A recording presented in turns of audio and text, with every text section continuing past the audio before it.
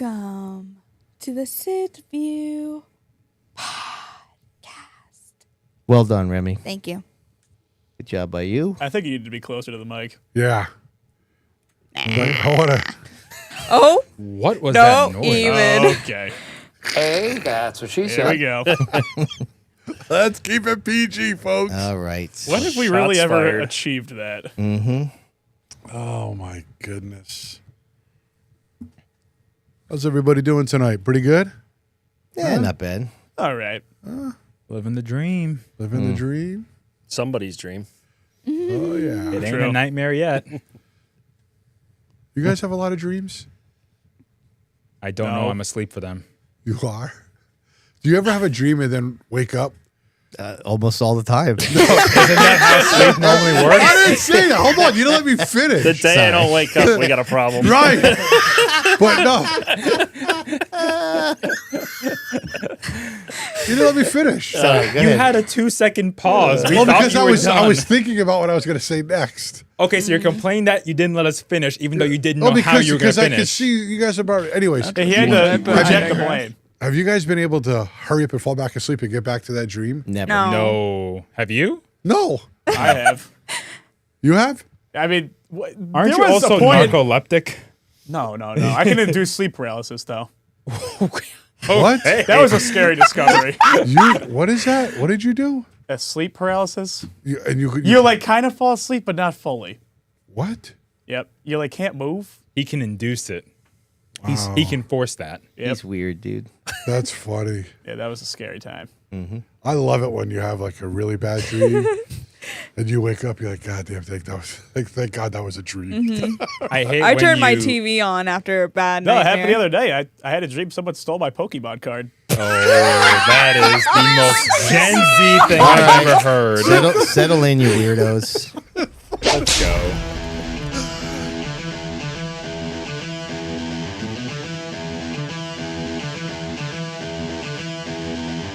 Well, let's start the insanity.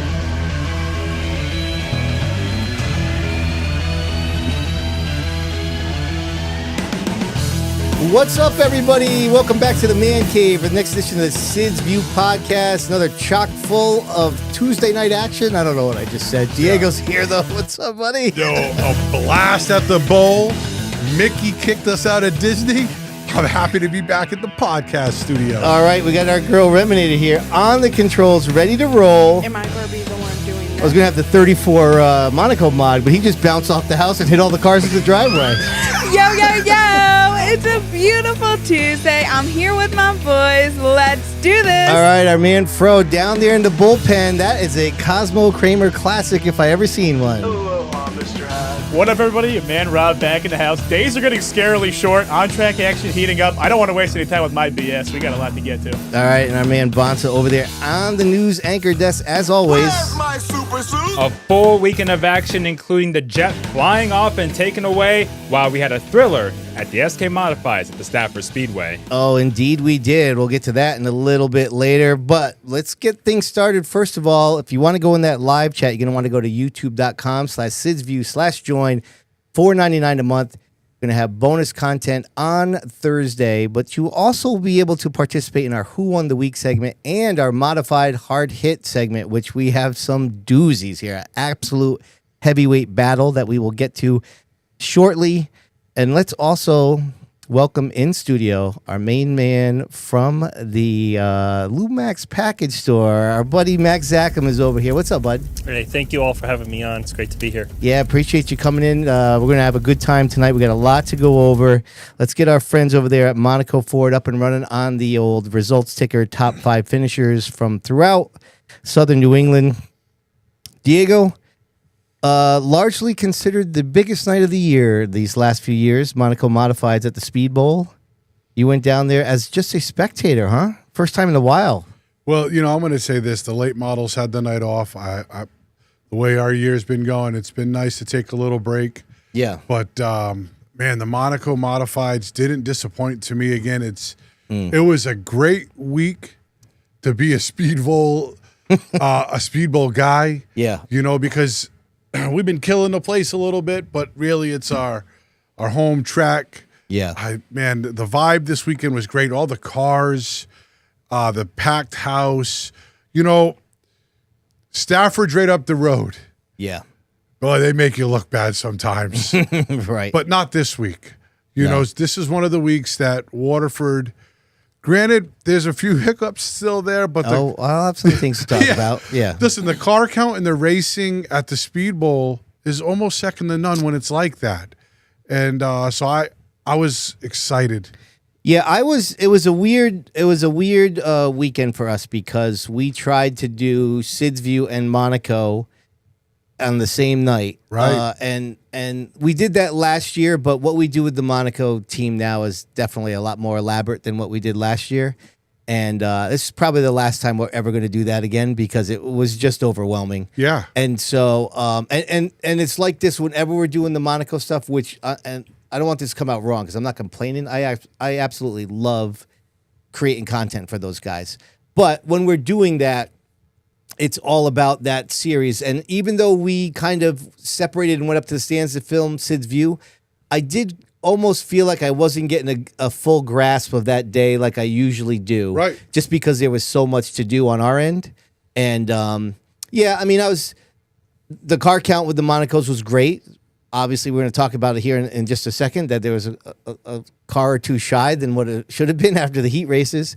But I was a little bummed about the mini stock race. Not the race, the car count. Yeah, for sure. And I was a little bit disappointed with the SK lights and the trucks. I just felt like they weren't given their best. Those weren't their best races for the big crowd. Well, you know what happens is they don't race against big, in front of big crowds like that often. Yeah. I mean, so everybody kind of wants to shine. I'm not sure why. Is that really a thing? I don't know, but it's exciting when you look up in the stands. Yeah. Right? When you're in the pit area and you look up and you got a packed house, You think that way, Max? The vibe is It's a gotta big thing. be. Yeah. It doesn't, growing up, going and watching the modified tour or even having Legends car going against MRS or whatever, you want to impress. Yeah, Right. yeah. You want to do well for your sponsors regardless. But Yeah. I mean, any sport, you walk out there and you see the big crowd, it's like, oh, God, like, here we go. Heart starts pounding a little bit more. It was just disappointing, because the SK lights just couldn't get it going. Yeah. Bah, bah, bah, bah. And everybody knows I spot for Beal every week because Yep. that's our old championship truck, and Charles is a good guy, and I like to help those guys out. And, man, I was like, I felt just repeated, like, all right, let's do it again. Right. Let's do it again, which kind of sucked, and it prolonged the show because, if I had to say anything, we like to go to Chili's after with a bunch of us, and it was like 11:30, and I'm like, there's no way I'm going to Chili's right now. 11 o'clock's like my cutoff. Right. Yeah. 11:30 is too late, but I'm going to say this. I'm super excited to be on the podcast this week because obviously I missed last week, but we're coming off a race and a weekend at the Speedbowl. Not only that, but obviously there was a lot happening at Stafford too. Oh, yeah. So, it feels good, right? It feels good to come in here and be able to talk about short track racing because that's what I love to do. All right, so let's get started here because we got to get this poll up and running. So why don't we just get things going here with our the Kaz Central Auto Modified Heart Hit of the Week. So unfortunately for one of these nominees, which will be the first one, we don't have any video clips because we don't film the heat races. And 9.5 times out of 10, there's no reason to film the heat races. 100%. But so let's just set it up because it happened right in front of us. Okay, so it was the last heat race, and this 34 car, who I am not familiar with. I could go look up his name, but I'm not going to. He was way off the pace, maybe 2 seconds off the pace. It was a heat race. He was getting lapped, and way up in the groove. Way up high, which is basically the groove now at the Speedbowl, and the leaders are coming around, and he would not get out of the way, and race control is telling him repeatedly to stop racing and get down on the apron of the track, and he refused to do so. I have no sympathy for this guy. I don't know him, but he ruined a good team's night just for being careless. I mean, if the Or race, just not knowing. well, how do you not know if race I don't control is know. telling you lap after lap to stop racing and get on the apron? Well, I mean, what the hell are you Well, the doing? spotter has to relay that to him because he can't hear race control. Right, but right? So if apparently, he doesn't have a spotter, from what I chatted with Chris Gambato about it, and he got confirmation from the people in the spotter stands that the message was relayed. Wow. So to me, there's no excuse. Yeah, right. So anyways, the last lap, the leaders get by him, but he comes out of turn 4, all out of control, hits the wall, and falls right back into traffic, and Mike Christopher Jr. just absolutely plows him with nowhere to go. crushed him. Crushed Yeah, him. obliterated.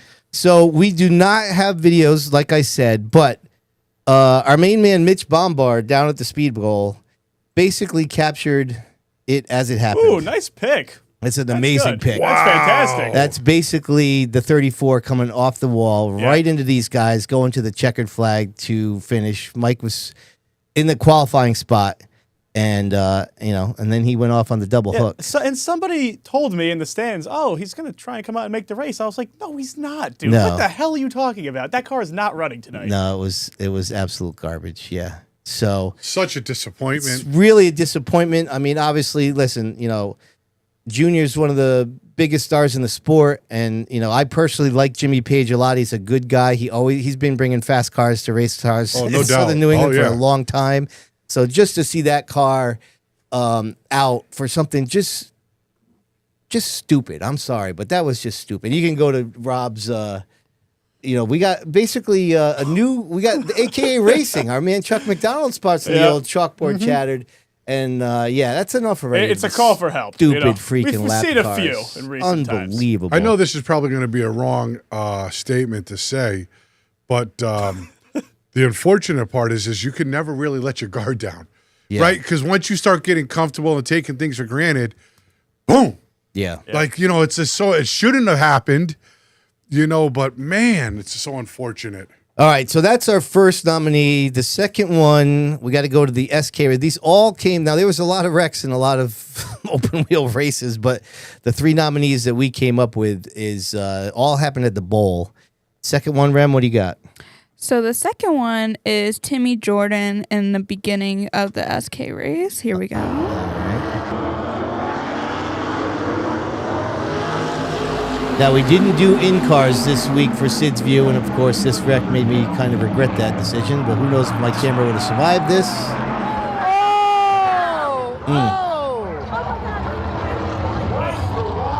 That was such a strange one to watch play out live, too. Yeah. Because from where we're sitting, we're looking at the door. Yep. And, it appears that he's going straight from our angle, and all of a sudden he's up in the air, perpendicular with the wall. And when Timmy hits, he hits hard. He does, right? Always. Wow. Yeah. So Mitch gave us some. He got some pics of that too. That car was destroyed. Rob Janovic was also involved in that. Did not make the race. But Timmy is our second nominee, and then for the third one, Rem. We have Tyler Chapin in the Monaco race at Waterford. Johnson is a nobody, but he's picked up 2 wins at White Mountain and at Stafford, and we have trouble on the front straightaway. A huge pileup as cars Just kept gang getting up worse going for into him. turn number 1. 5 cautions in the event, and we literally see the back end of one of the race cars as they literally rode up on top of that. We got a couple angles of this one. We could probably let this play here. So we actually look at that thing, man. Whew. Shredded. Somebody came up to us afterwards and gave me a smash GoPro that said it was off the 176 car, which is Dana DiMatteo. He was involved in this. He's up a little bit into turn 1, and so we thought that we had lost this camera, but it turns out the one that we were handed was Tyler's. The one we had on Tyler's car, I should say. Oh, he's barrel rolling. Those GoPros, man, they're pretty durable. Wow. They are durable. And Did he even crack the lens or anything? like the protective thing over the lens was destroyed, but the lens itself was fine. Yeah. So Kopsik was the one that made contact with him. You can't really tell anything right there. And then here's the drone shot. Yeah, he didn't get most of it. All right. So, anyways, look at that thing, man. Whew. All right. So we're gonna start the poll. Mike Christopher Jr., Tim Jordan, or Tyler Chapman. The poll is on its way in the live stream. We only went with 3. We did not put the rollover option in because we figured somebody's got to win this out of those 3. There's really no need for the rollover. So we'll let that keep rolling here as we get things started. Before we get to the weekly update, I just want to chat with Max because he's just happened to win the biggest SK modified race of the season over at Stafford Speedway. I'd say it was probably a little bit of an upset special. I don't know if too many people were picking for that race, but that car was freaking stout. Just talk to us about that night and winning that. That's a marquee event, definitely. It was an amazing night right from the get-go. Ryan and John Morgan gave me a great race car to go do it. And the guys worked hard all day. We were fast, right, in practice. Qualifying went really good to be able to get the USAC points to start on the pole, and it just all played in our hand. Yeah. So, and we've talked about that a lot, that they do this thing here where it's a plus-minus system and not the handicap. That definitely factors in to races that because you're not somebody that races anywhere on a regular basis, but that is definitely a factor in the ones that you choose. Definitely, yeah. And it worked out really well. Tick Mike put up all the money for the championship. I think we finished second in that as well. Yeah. But we were just fortunate, and for the Roots to put on a 3-race event like that to make it possible for us to show up because we don't race all the time. Right. And it doesn't put us at a disadvantage. Yeah, I mean, I think the fact that you guys were able to come there with the fast car, you're not somebody that would have benefited from their weekly handicap, but you go there and have a chance to win. I mean, that just kind of stamps the why they do that, and that is working. Their approach to those big races to do it that way is working. Yeah, definitely. Yeah. So, yeah, great win, man. I think we were all kind of happy for you. Known Ryan as well for a long time, and to see you guys come with that fast car. I mean, and it's heavyweights. I mean, that's like it's almost like I don't want to say career-changing win. Yeah. But damn, it really does just put you on the map big time. Yeah. That's a big race, big time drivers, and if anybody was doubting you before that, you kind of shut them up. Yeah, you guys showed up for sure, man. I feel like we've had a lot of great race cars at Stafford with my family car. I mean, Bonsa's called a few of them, and we've been really close and just never been able to finish it. And those last 10 laps are we going to run out of fuel? Is this going to happen? Isn't that the worst? So that was one of the remarkable things about it was it wasn't a race where it was high intensity towards the end. It wasn't a race of attrition where there was a lot of carnage and you just happened to be lucky. Like, as the race went on, you were just schooling them and your lead was getting bigger and bigger. It was impressive, man. So Ryan was yelling at me on the radio to slow down, and I was going faster, which was a problem. Mm-hmm. But that's just the way it works at Stafford. Is sometimes slower is faster. And, I was worried about running out of gas because we had a small fuel cell in it, because running all those green flag laps, you don't know. Yeah. So could you imagine? Oh, yeah. I had a pit in my stomach. If you look at Race Monitor, you'll see how much I slowed down because I was nervous about it. And then we were 50 pounds heavy. So I was like, okay, we had plenty of gas. Yeah. All right, so let's get after it because there is a ton of stuff to go over. Bonsa's ready to roll with this week's weekly update.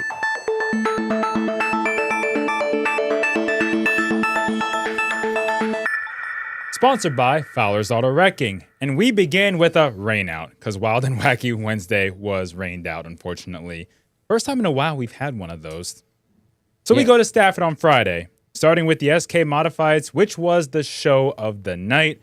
Marcello Refrano held off both Keith Rocco and Steven Chapman in the final half of the race to get his first win in just about a year and a half. And Mike Christopher Jr., the point leader, ended up crashing out of that event as well. Reminator, what do you got? I have the ending of that race. Here we go.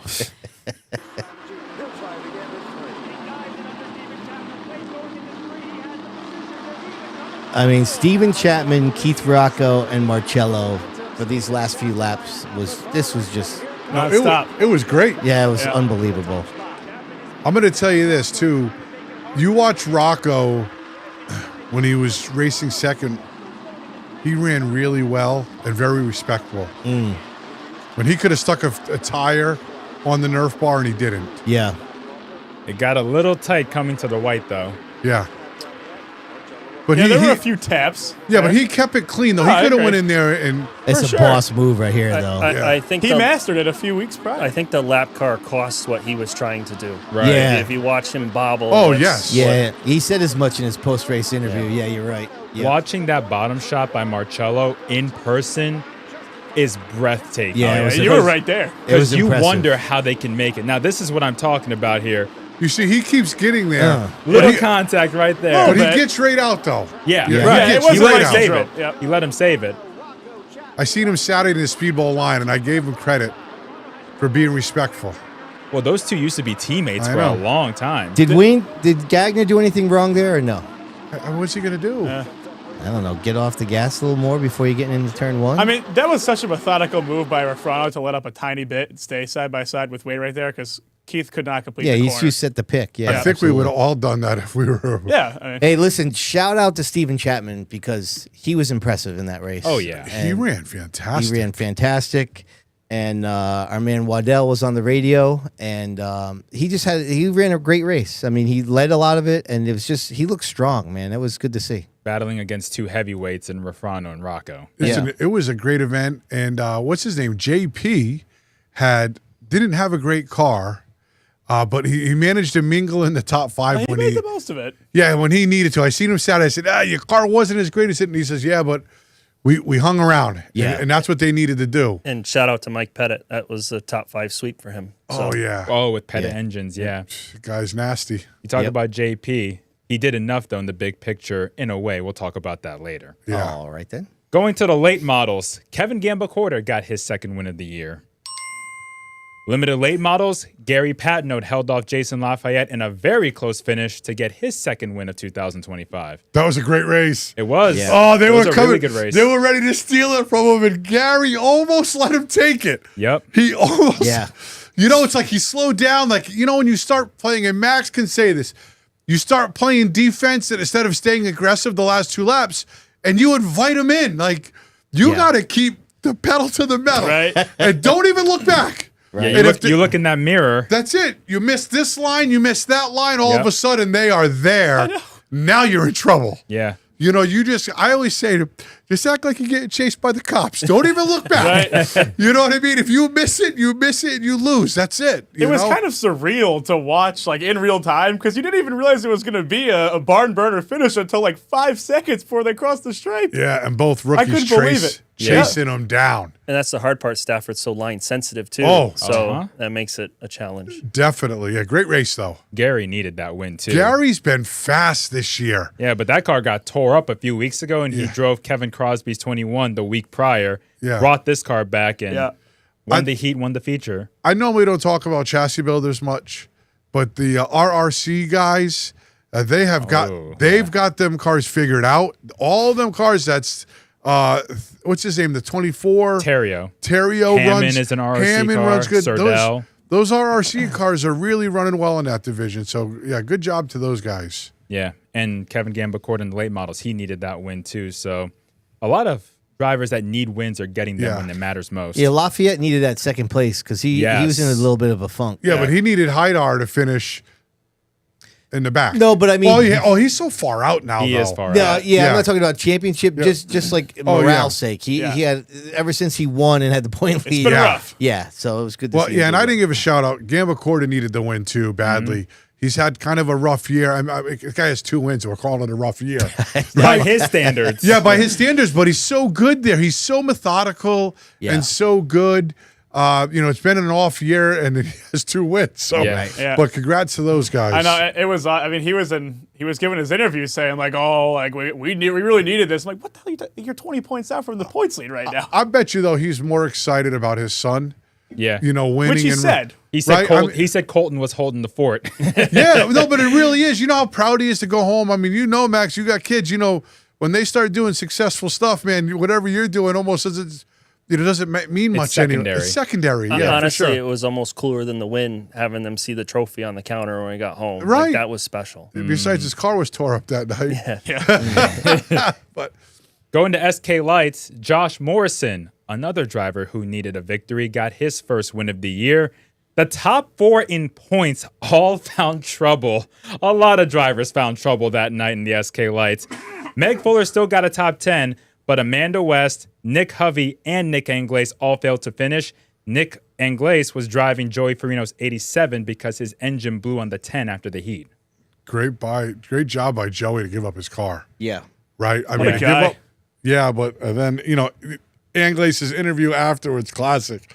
He's like, I shouldn't even have took this out. Now I've got a car with a blown motor, and I got to fix a wrecked race car. Yeah.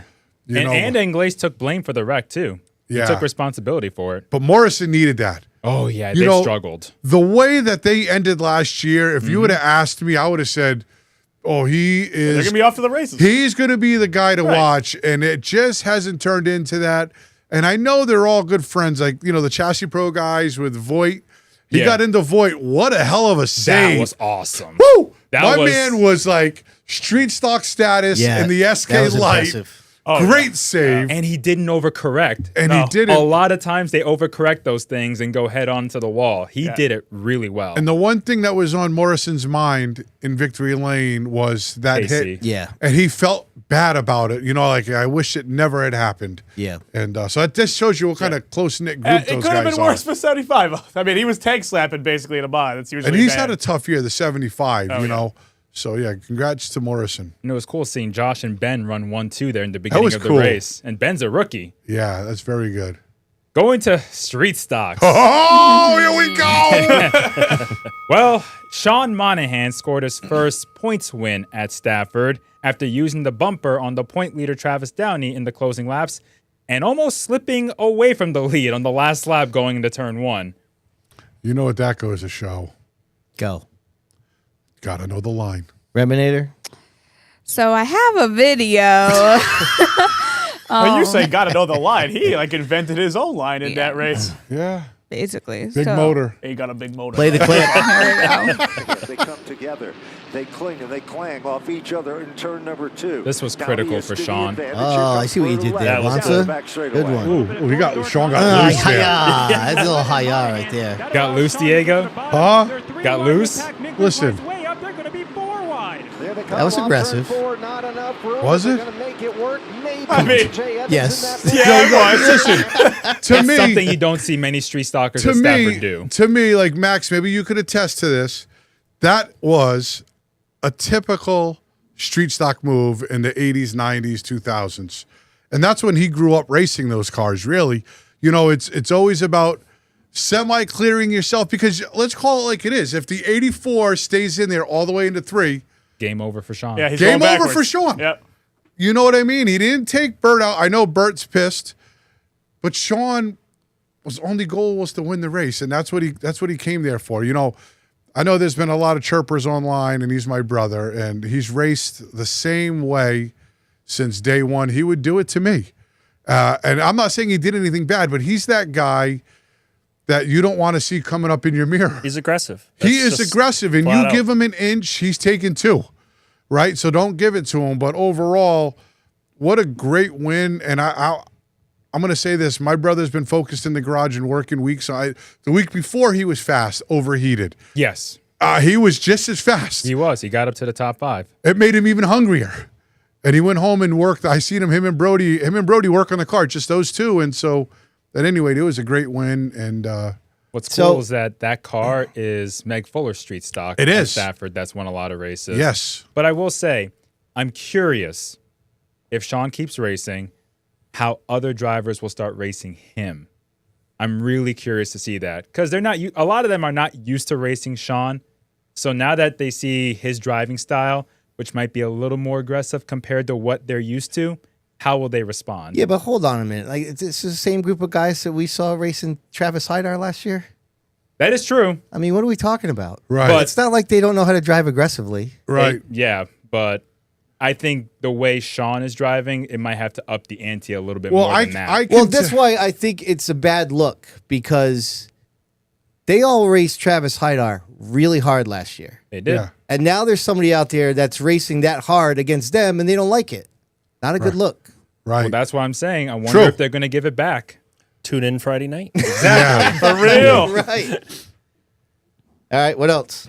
Well, there was some extracurricular activity that happened in the street stocks at Stafford in the heat race. Oh yeah, the Aslan had an absolute meltdown. Dude, well, I think what I think that was The second incident where we should have been filming. Well, you guys do film the heat races over there. Well, at Stafford. it's like, Jeff Aslan has had a tough year, yeah.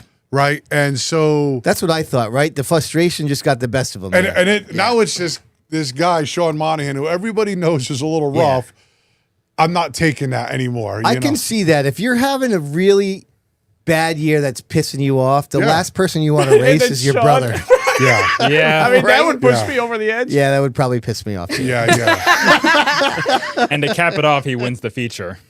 Right. Yeah. From So dead complete, last. yeah. I didn't know what was going to happen. I'm trying to text Brody. I'm like, because I didn't go. I just come home late from Florida, and I said, "Is he racing?" Yeah. And I heard Jeff Aslan was going crazy and was having a mini meltdown, which I understand. He's had a tough year. And when I knew he was starting dead last, it didn't really matter to me because I said, I know he got a chance. Yeah. If he's in the race, he's got a chance. And he's done that so many times. And, this is not going to be about the Sean Monahan show, but I'm just going to say, because I'm his brother, to me, he's one of the best street stock racers of our time. And he's been threatened week in and week out at the Thompson when we were winning, week in and week out at Waterford. There's not many like him that ran. There's Corey Hutchins, Alan Coates. There's Moosed Out, and there's a few guys. Larry Barnett. I don't know if Larry Larry's falls in there. pretty Larry's clean. really good, but Oh, you're talking about super aggressive? Is but that what just you're saying? good and wins Yeah, a lot everywhere. A Ryan Yeah. Waterman type driver. Yeah. And so there's not many, but anyways, great win. Well, I mean, why vote? This sounds like we should probably come to this part of the show.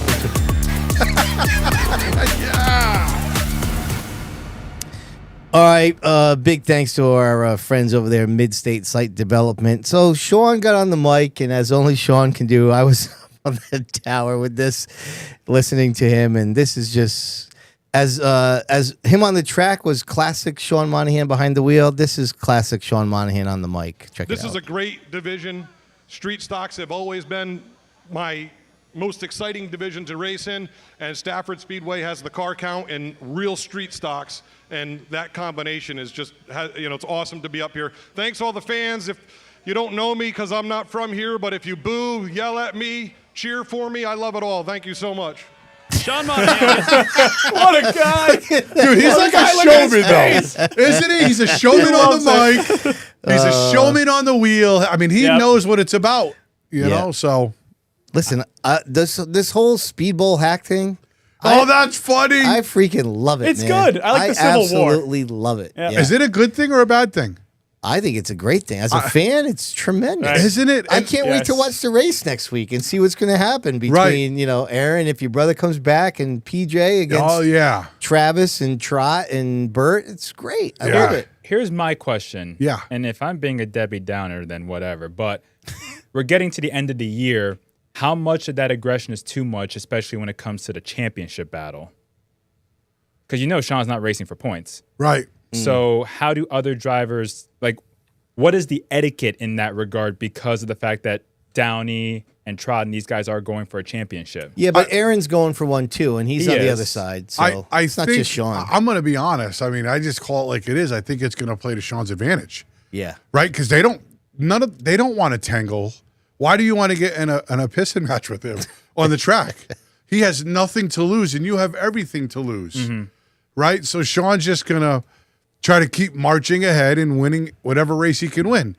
And I think if you're a points contender, the last thing you want to do is get into, especially with no pitting.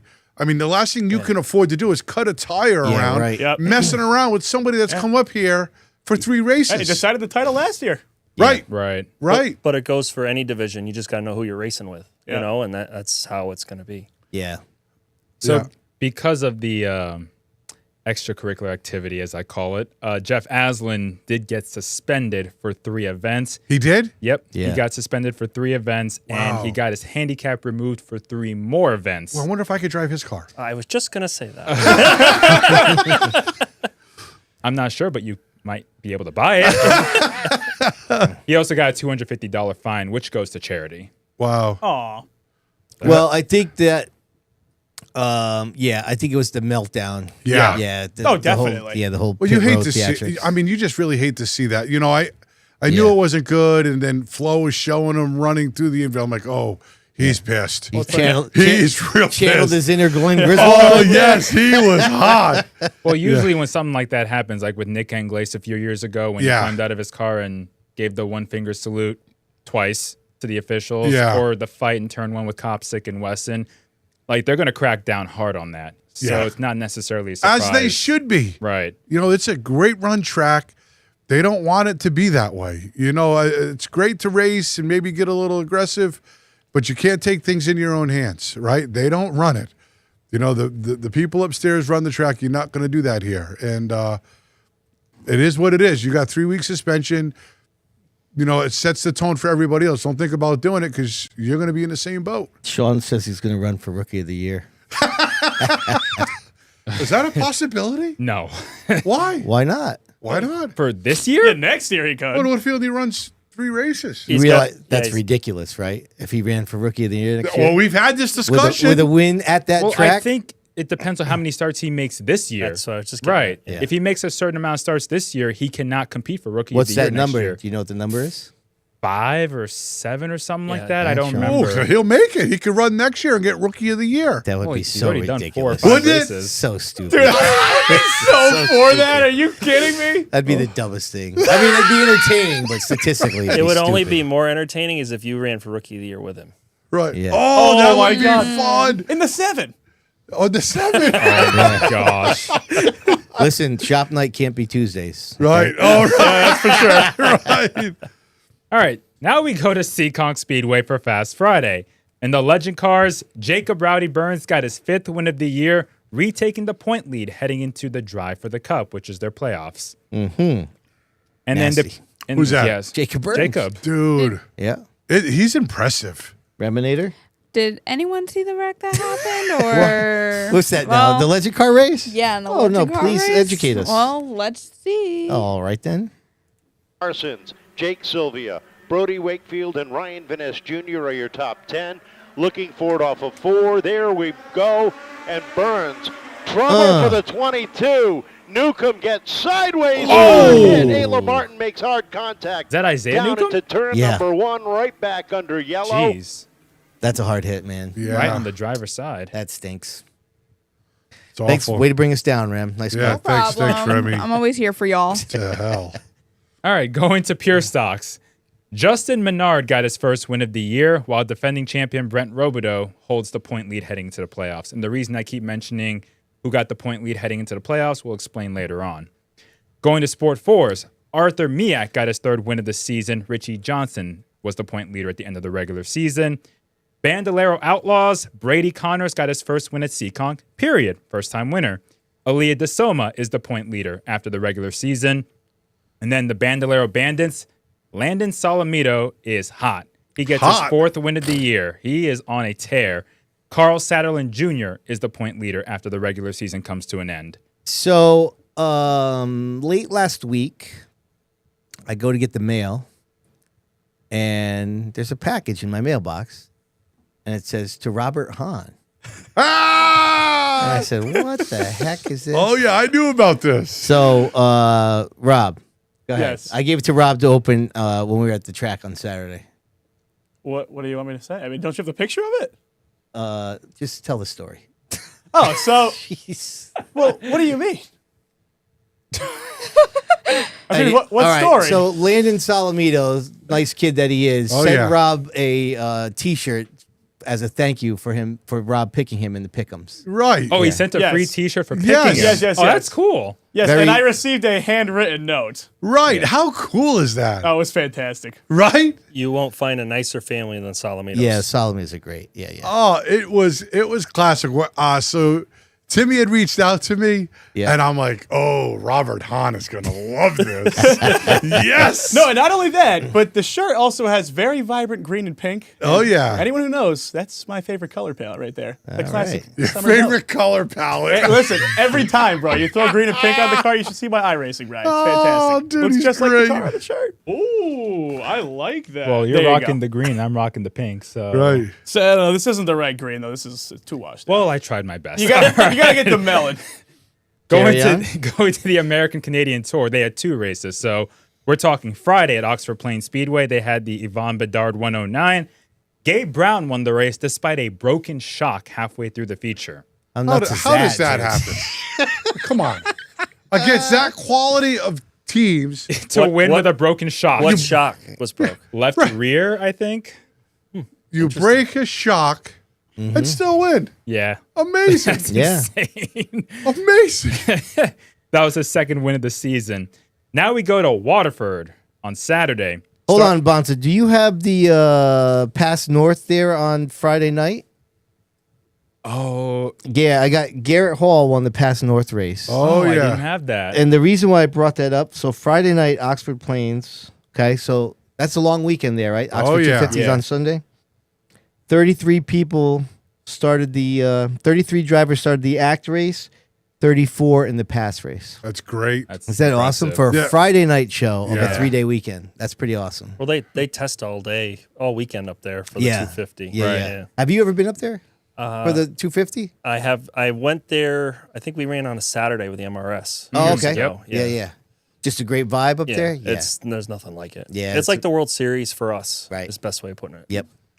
Go ahead, Bonsa. Sorry to pass north. Yeah, no worries. Going to Saturday at Waterford with the Monaco Modified Tri-Track Series, Jake Johnson gets his 3rd win in the last 5 races. Dude, that freaking car is just unreal. You know what's impressive about them? I saw Justin Albanese afterwards, late in the night. Like, I think after we even saw you, like, I was really, all these guys had left. And I just said, you know, man, you guys really have it dialed in.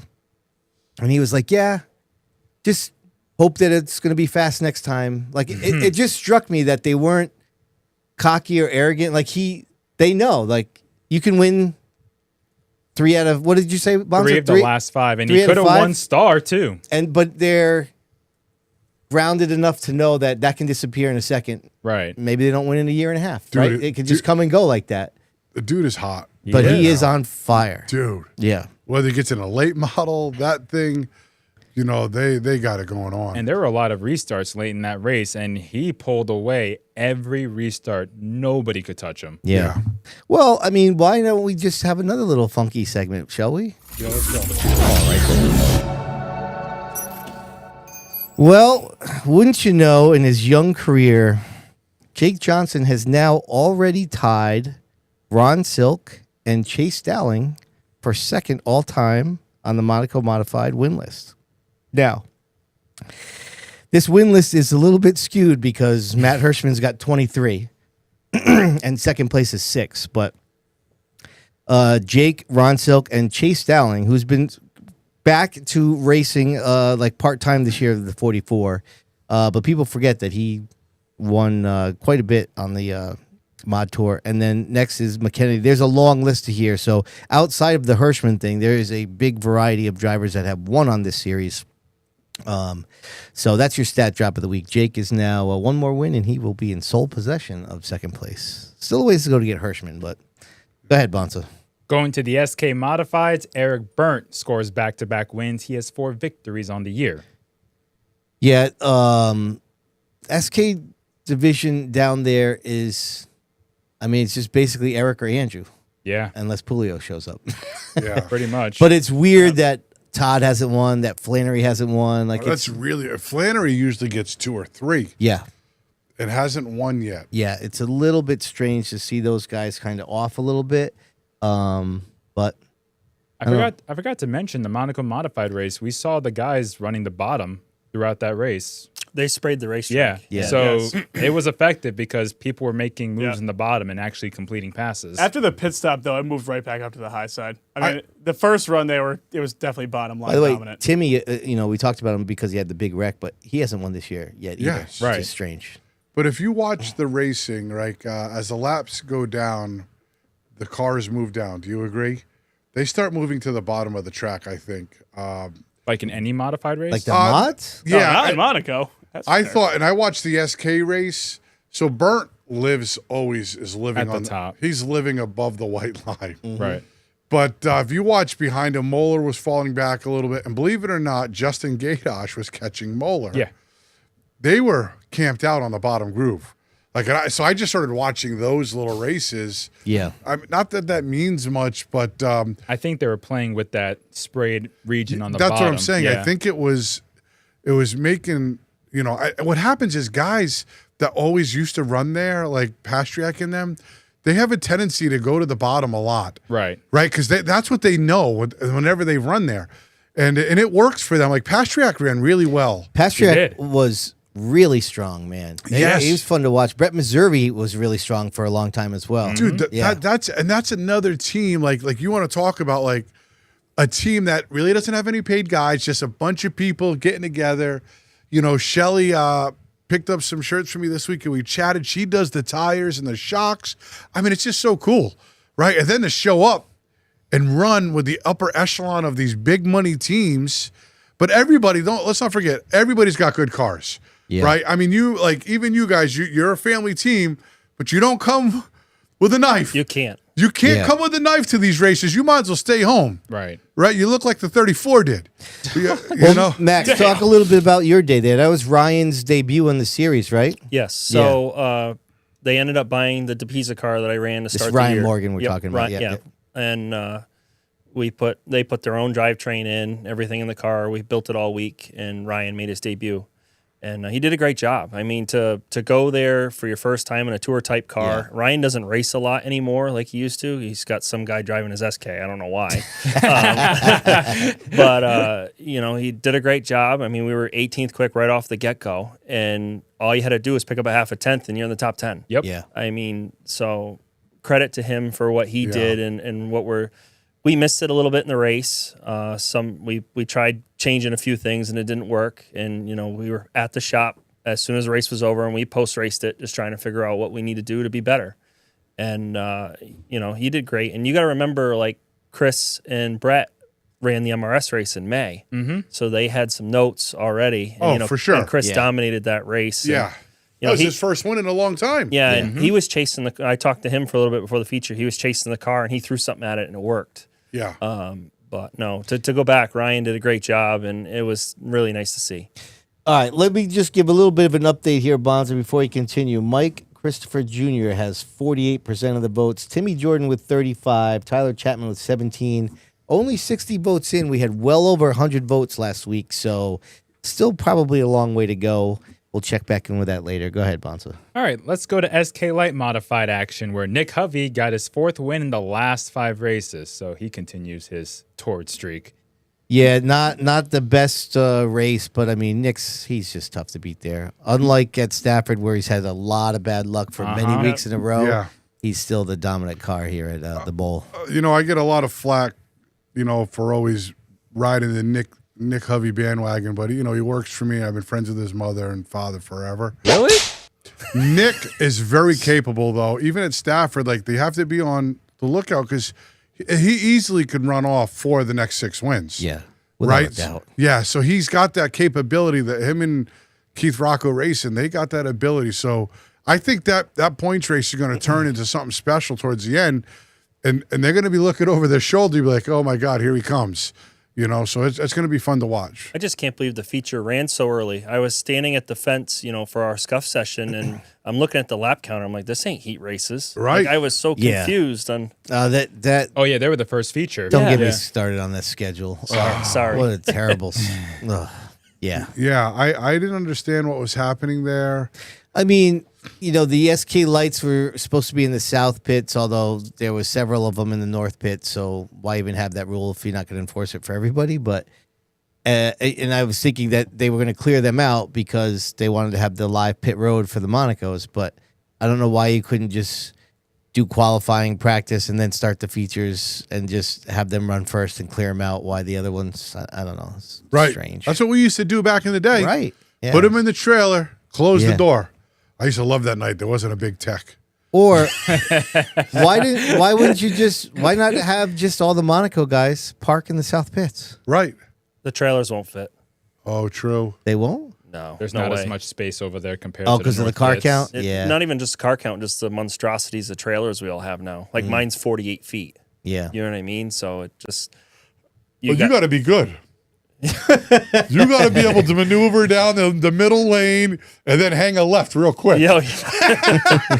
Yeah. All right, Bonsa, go ahead. Mini stock time. Andrew Krasminski finally found victory lane this year, holding off Ray Christian III.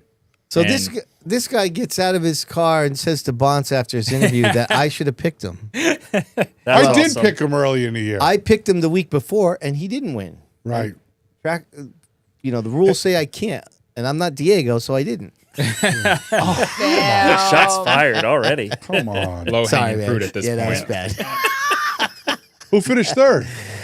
Timmy third. Dorr. Oh yeah, Oh, yeah, Timmy he Dorr did. That was his first Yo, podium. Timmy was running though. Yeah. He came Yeah, back he- again on the top. Right, I'm like, he got the whoa. lead back. Yeah, that's right. Those guys, I mean, listen, I was enjoying watching it because I know they show up late to Thompson, then they come to Waterford, and they just, they're not like every other team. And I don't know what that means, but I was so happy to see, like his family, they have the 05. No, I know. It's just the way you worded that. Well, they remind me of me. You know what I like about them? They remind me of me and my brother when we ran mini stocks. Uh-huh. We were just getting in and getting our feet wet, and we were having fun and trying to figure it out as we go. Not a lot of expectations, but you're really hoping to run good. Right. And to pull off a run like that and to come back on the top and snag the lead back, like, whoa. Yeah. Like they're excited to come back. They are counting down the days to get back. Too bad they're off this week, right?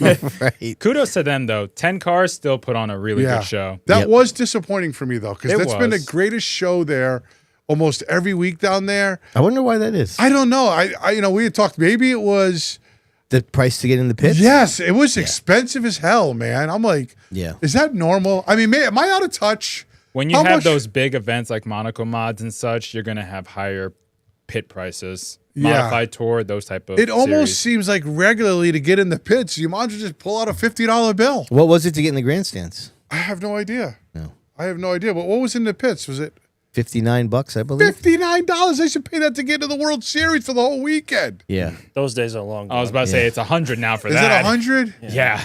Damn it, man. Yeah. All right, going I don't know. T-shirt prices are going up, baby.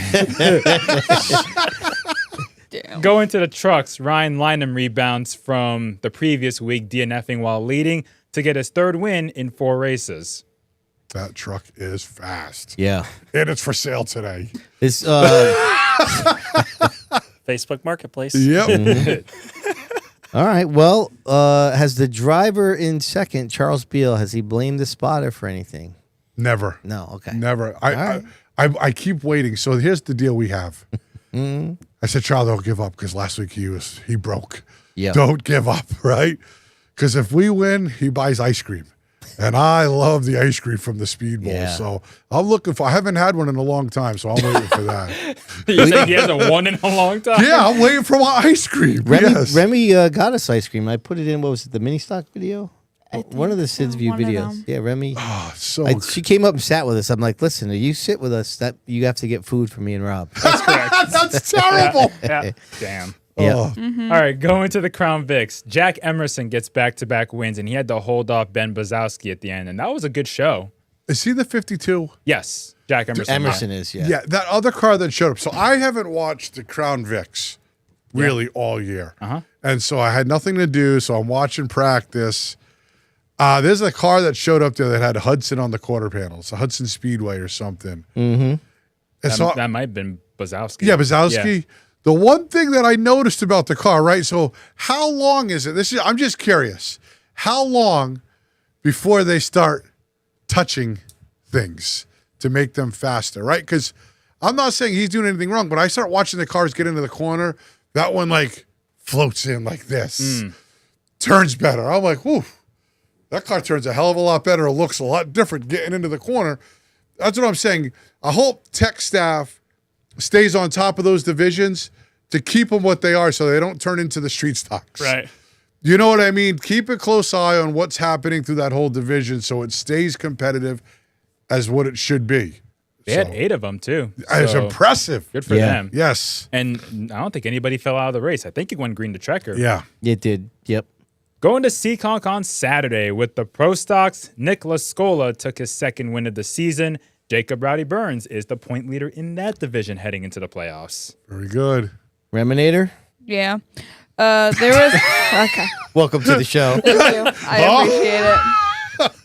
So we have a great battle in the beginning of this race. So I'll have that. And two they go. They are chasing the rookie Lascola. Look at Burns, 3 wide, down into 3, down underneath Pelland and Estrella. Looking for the room. He's got it, edging out into third. 3 wide continues for that third spot. Burns, Pelland, and Estrella, they continue down the back stretch. Look at that, Into 3 and Estrella. 4, Pelland Just, settles back. it's amazing how you can stay high side on the 3 wide. Turn 1.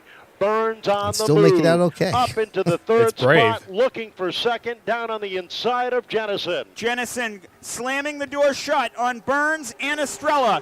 Burns I mean, we to the could- inside. there's this a lot time, of good looking racing for in more. this. He's Oh. going to not get it there. I know, I'm like, Jennison can we off just two, roll the holds feature? on to the second Seriously. spot. Estrella squeezes his way underneath the rookie. Down off a turn forward, racing for position. That's Down into unbelievable one. Right? Good racing. Estrella Right? down low. Burns Look at up these top. guys Burns digging, looking for the man. advantage off a And to two. think this division Trying to thread gets, the what, needle. 13 He cars? makes contact with They're all Jennison. fast and Jennison put on a great holds show. on. Jennison holds Yeah. on there, but whoa, ho, ho. Here comes the Even he can't believe Can it. you do that? Estrella moves up into the I've let out a woo before, but not a ho, ho, ho. 3 and 4. They I come mean, off it's just the corner and nonstop, down right? to They the go stripe. 3 wide, the Jennison side by holding side. on Now to they're 2 by second. 2. It's Estrella. Yeah, that's edging I gotta up, get back there. Evens him up Yeah, off that's at great turn racing. number 2. yeah. Me and Rob, you might see me and Rob back up there. Yeah, You're gonna won't be get- too you guys- long. Yeah. Could you guys invite me for the next one? No, No. How about you attend? seriously. How long do you think you're going to not show up and Yeah, still get invites? you need to show some motivation here, brother. I'll do it for mean, Bell's you- Lemonade. You brought it all up. Going to the late models, we saw a first-time late model winner in Andrew Gomes, while Chase Belcher held the point lead at the end of the regular season. This was another ridiculously entertaining race. Don't you think, Rem?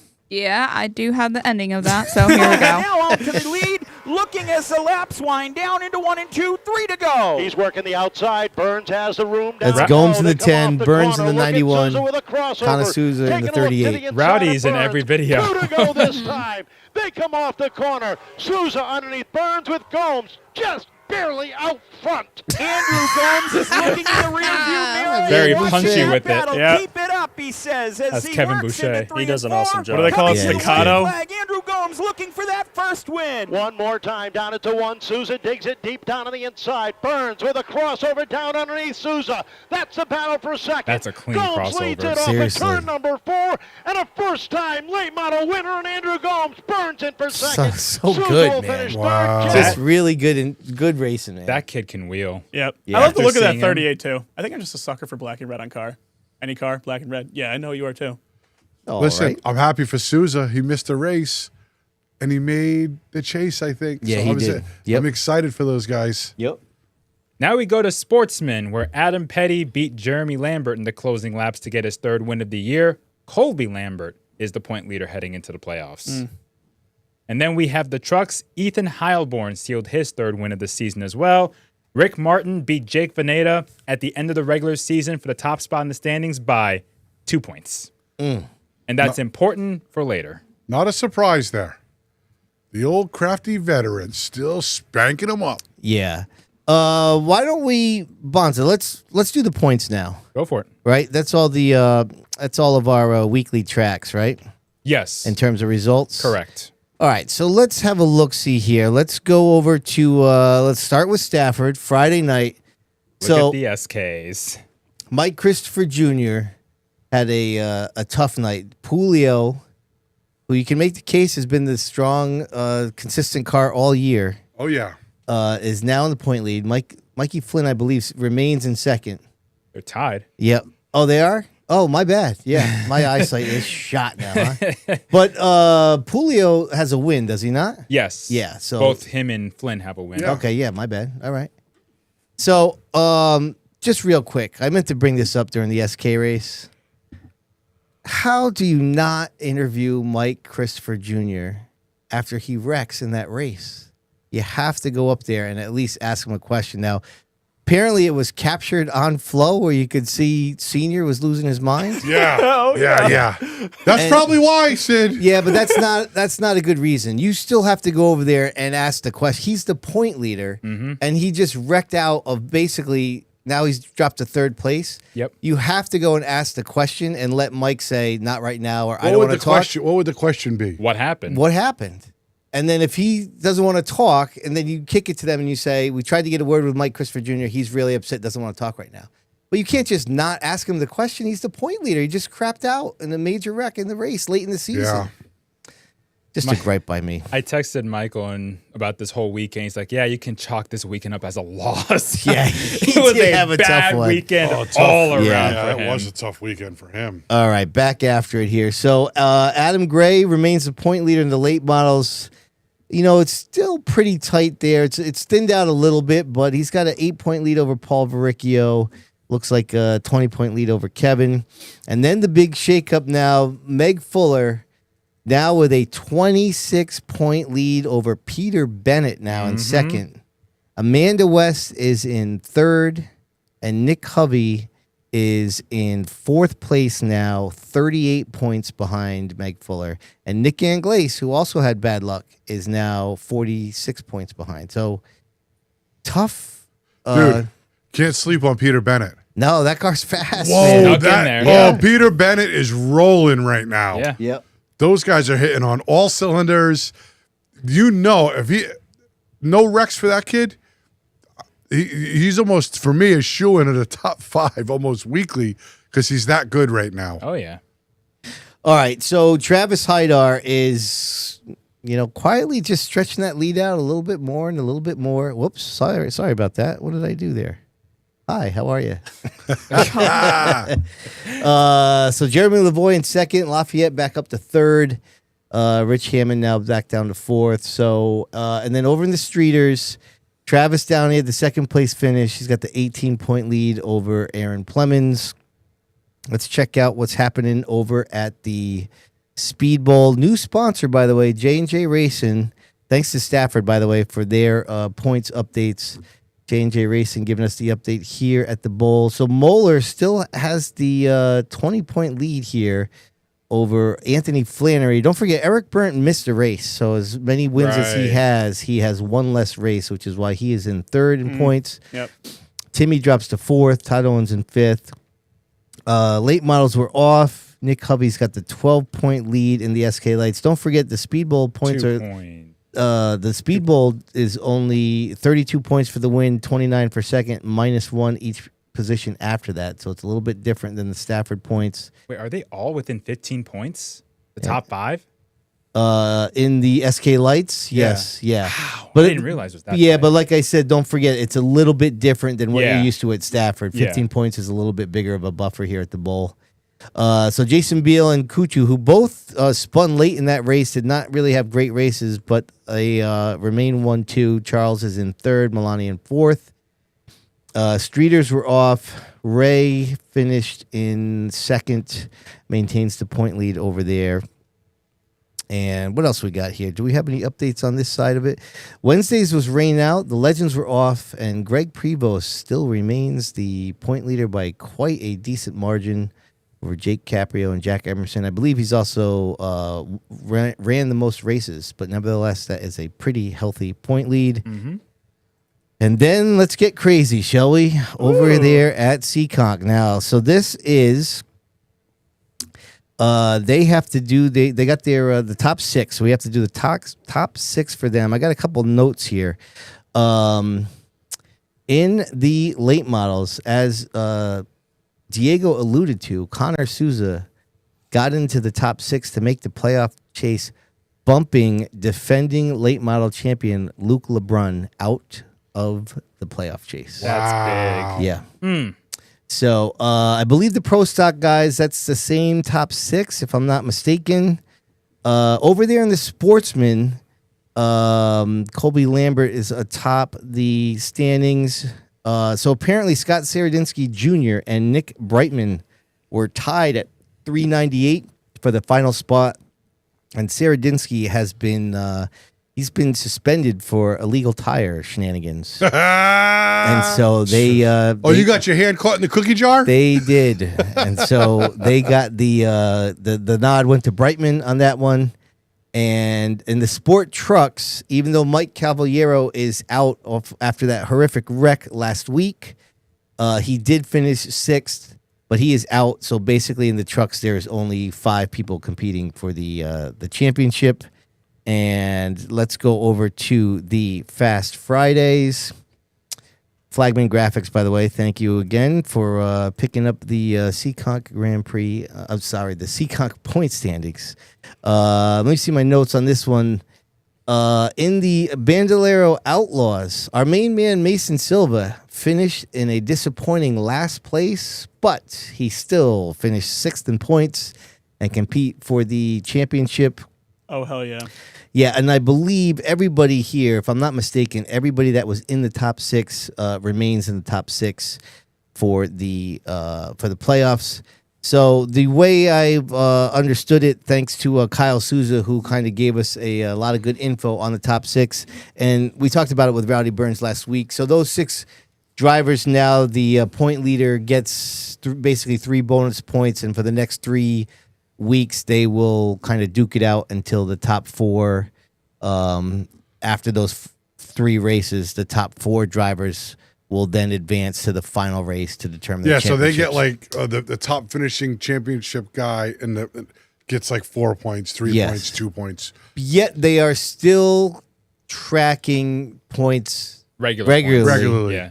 And so in a weird scenario, you could not make the chase yet finish 2nd in points. Well, so like you could finish 3rd and be the top finishing championship of the final 6 and get max amount of points, correct? Because you're the top finishing champ. Don't really know what you just said. Repeat that. Well, so like let's say there's 6 cars, right? Yeah. They're in the championship. Yeah. And I finished 3rd and I'm in there. I'm the highest finishing of the 6. I get max points. You get 6 points. Right. And then the second highest playoff driver that finished gets 5 and so 4. on down. And then after 3 weeks, how many points you tallied up, Yeah. we'll figure out if you get into the final 4. Yeah. The top 4 Correct. that Right. accumulate the most playoff points in those 3 weeks can fight for the championship. You guys like that? It's too Do confusing. you like it? It's too confusing. When you have to explain that much, yeah, it's a lot. Well, I guess when you're in it, it'd be fun. I guess their purpose is there's 2 sides to this. You could show up to the last race. Oh, man, imagine the top 3 or 4. It'd be like the Cup. They just happen to run the top 4 or top 3 at the end of the race. The thing that sucks is the guy that absolutely had a phenomenal year and just really did his homework and has a tire go flat on the last race and loses everything. You could literally win every Yeah. race leading Yeah. up to the finale and finish 2nd in the finale and lose a championship. Yeah. Right. I mean, I guess it begs the question, why do we crown a champion? Okay, nobody knows? What answer are you looking for? I don't know what you're looking That was for. kind of funny. We all just looked at each other like, what? I don't know how I to answer expected that. more from you guys. Oh, I love you, Fro. Generally, We you crown want a the champion because they're the best all year. to be the best driver. Yeah. Yeah. My Not whoever comes out on the other side of a strange format. Well, I don't understand if you finish 3rd in the format, but you could be 5th in points, or like it should be the top 6 and you stay there, and then wherever you finish out of that top 6 is 1 through 6 in points. It's like the Final 4 of college basketball. Yes. Yeah. It's Right? not like that. So they go back. If you don't win it, they go back to regular points. So you're accumulating regular Yes. points. It's a little bit confusing. I'm not That gonna is lie. slightly Yeah. confusing. Yeah, I like the playoff format. Like I used to like the chase for the 10 guys or whatever. For 10 and, races. And those 10 races is the 10 best. Yeah. It's simplified that way. Right. You know what I mean? Right. That's what I like. Would you about be it. down for a playoff format? Something similar, like, sneak it, like Connor Souza missed a race, snuck his way in, could come out of there the champion. I've always said that we should have like a throwaway race or 2, in the sense of if you have a family vacation, because you like going to Disney, for example, Yeah, I and do. you want to take that week off. That's correct. You know what I mean? I like that doing it that way. Right. Stafford did that for 1 year. They had a drop week for 1 year, like I don't know 4 years ago. Nobody sticks with it though, you know, because the Speedbowl did it too. It was just confusing when you got to the end of the year. It's like, all right, here's the point standings, but here's the points after you assume the drop, and the drop could still be different the next week.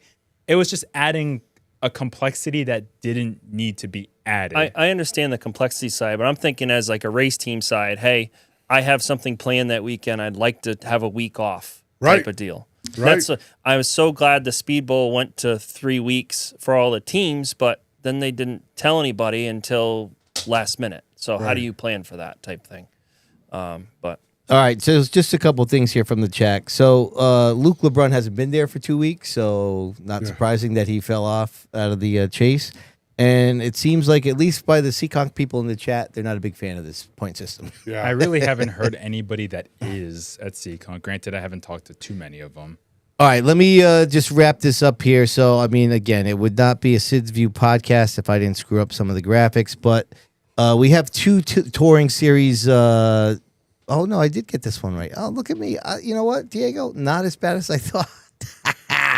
All right, so McKennedy maintains the point lead over Chris Pastriak. Ronnie Williams running strong yet again, second place finish. And Rafael Lessard remains atop the Act Point series. I believe Gabe Brown and Jesse Switcher switched their 3 and 4. Unfortunately, Pass and New England Supermods did not have their points updated. So big thanks to Stafford, Flagman Graphics, J&J Racing, and JDL Motorsports for helping us update the points. And speaking of Ronnie Williams, I just want to give a shout out to Paul Less, who is going through some stuff. And I got to meet him doing the Stefanik doc, and he is one of the nicest guys you could meet. He hooked me up to interview Eric Sanderson, Flamingo Motorsports, and saw him regularly at the track since then, and just a super nice guy. Was really bummed to hear that he's going through a lot right now. So we're thinking about him and hope that we get to see him again soon. So, all right, Bonssa, that's it for the points. Back over to you. What else you got? Saturday at Oxford Plains Speedway, the American Canadian Tour ran their second race, and Jimmy Renfrew Jr. dominated the Oxford 125 for his first win of the year in that series. Jeffrey Battle won the New England Super Modified Series race on that day as well for his third win of the year. The next day, there was the Oxford 250, one of the biggest events of the year in New England racing. And Austin Terrace, 22 years old, pulled away from the field on multiple restarts to win that race.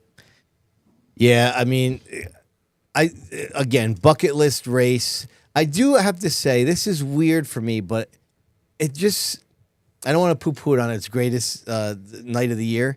It just seems like a weird track to watch the race from. Maybe that's because I'm such a I grew up going to the Speedbowl, and I'm so used to being right on top of the track. I mean, you literally look like you're 40 feet away from the track on all angles. All the clips that I saw, it seems like a strange place to watch a race. But there's no denying that it's an amazing event, and they get tons of cars. Big events. And Jimmy Renfrew knocking down, listen, that boy's nasty. Yeah. He is. He reminds me a lot of my brother. They've duked it out when they've run street stock championships. Yep. And he's just continued on. He's like a bull in a china shop, too. That kid is going to give it to you, and he's coming to win every week. And so it's a great win for them. I like his father a lot. Mr. Renfrew's a great guy, and what a great weekend. 41 cars. Right. What a great weekend to win. Wow. Austin came in first ahead of Eddie McDonald and DJ Shaw. Bubba Pollard. Bubba Pollard was fourth. Bubba Pollard was fourth. It was a stacked field. They sent cars home, too. Yeah, I think they started 38. 41 were listed in the finish. 41? 41 listed in the finish. And they still sent 10 home, I think. Yeah, it was over 50. Yeah. They had 5 heats, Wow. Crazy. Yep. How big's that track? 3/8. It's Between like a third or 3/8 or a third. So it's a fat it's like the speedball, but it's like a circle though. You're always turning. 41 cars. The joke is it's the fastest parking lot out there. Right. That's messed up. 41 cars. Yeah. And they can run from the bottom way up to the Keeter top. says 47 cars drew for heats. I got a question. Did anybody get a chance to watch the race? Yeah. You did. So how many How many caution? Was there a lot? Was it a caution-filled type of race? It's 250 laps. There was a decent amount of yellows, but I wouldn't say it was too many. I don't think it was more than the norm that they have there, but they had their rash of yellows. For some reason, I don't know what it is, but these northern guys in their ACT cars and stuff seem to run really clean. I don't know what it is, but couldn't tell you. Yeah. New England Super Modified Series raced on Sunday as well. Jeffrey Battle swept the weekend. 4 wins on the year in the last 6 races, 7 straight top 2s. Wow. So Anthony Nacella raced both of them. It seems like Superbond is his priority this year over the modifieds. I'd say so. Yeah. He built a sprint car to go out west too. Oh, is that right? Yeah. Yeah, he ran the little 500, and he was. Did he? What a great race that would be. I think he was at. I don't think it's Anderson, but I forget the name of it. He was at a couple races out in the Midwest. He's got a unique career path. He's not strictly a modified guy. He mixes it up. He's one of the most underrated drivers. Yeah, you're probably right. Because when he shows up, nobody thinks about Narcello winning. And most of the time, he just starts lurking around. And I'm like, oh, here he is. He's very versatile. He raced Nemas too. Yeah, so well, he's involved with Matt Seymour. Yeah. So when they go to the Chili Bowl, Nocella's on the cars. You know what I mean? Yeah. They're always involved. Yep. Going to Daytona, Friday Xfinity race. NASCAR Modified Tour regular Patrick Emmerling finished 13th. Not bad. Yeah, Solid not bad. run. And then Saturday for the Cup Series, Ryan Preece was in contention for the win. He led 3 laps, but got shuffled to the back of the pack with 2 laps to go. Ended up finishing 14th and did not qualify for the playoffs. Dude, we were losing our minds. I know. I've never seen my man Sid so jacked up over a cup race. Watching this on Rob's phone as we were cleaning up for the, after the Monaco stuff. Yeah. I think I was just gonna say it was just heartbreaking to see him. They all just split the Red got a Sea question. and just went straight back. Well, I didn't see the race. Do you guys think that he made a wrong move, or he just didn't have any help? There's nothing he could do. He didn't really make a move. They went without him. Because he was bitching that he didn't have any Ford cars behind him. I had no help. You know what happened? You know who the 2 cars behind him were? Kyle Hendrick Larson and another Hendrick car. Was it Chevy. Elliott or I Byron? think it was Elliott. And Bowman would have been kicked out of the playoffs if Preece won, or if a non-winner this year won the race. Right. So, of course, they're going to leave him out to dry and not help him win the race. Yeah. That's their teammate. Yeah, I mean, people in the pits were, I think, concerned for us because we were Y'all screaming were so loud. screaming. And then Remy was screaming because his boy her boy won. No, get this. Bonds is loading up a chair into Sid's car or something, and he's like, should I put this in upside down? And me and Preston were like, don't even say that.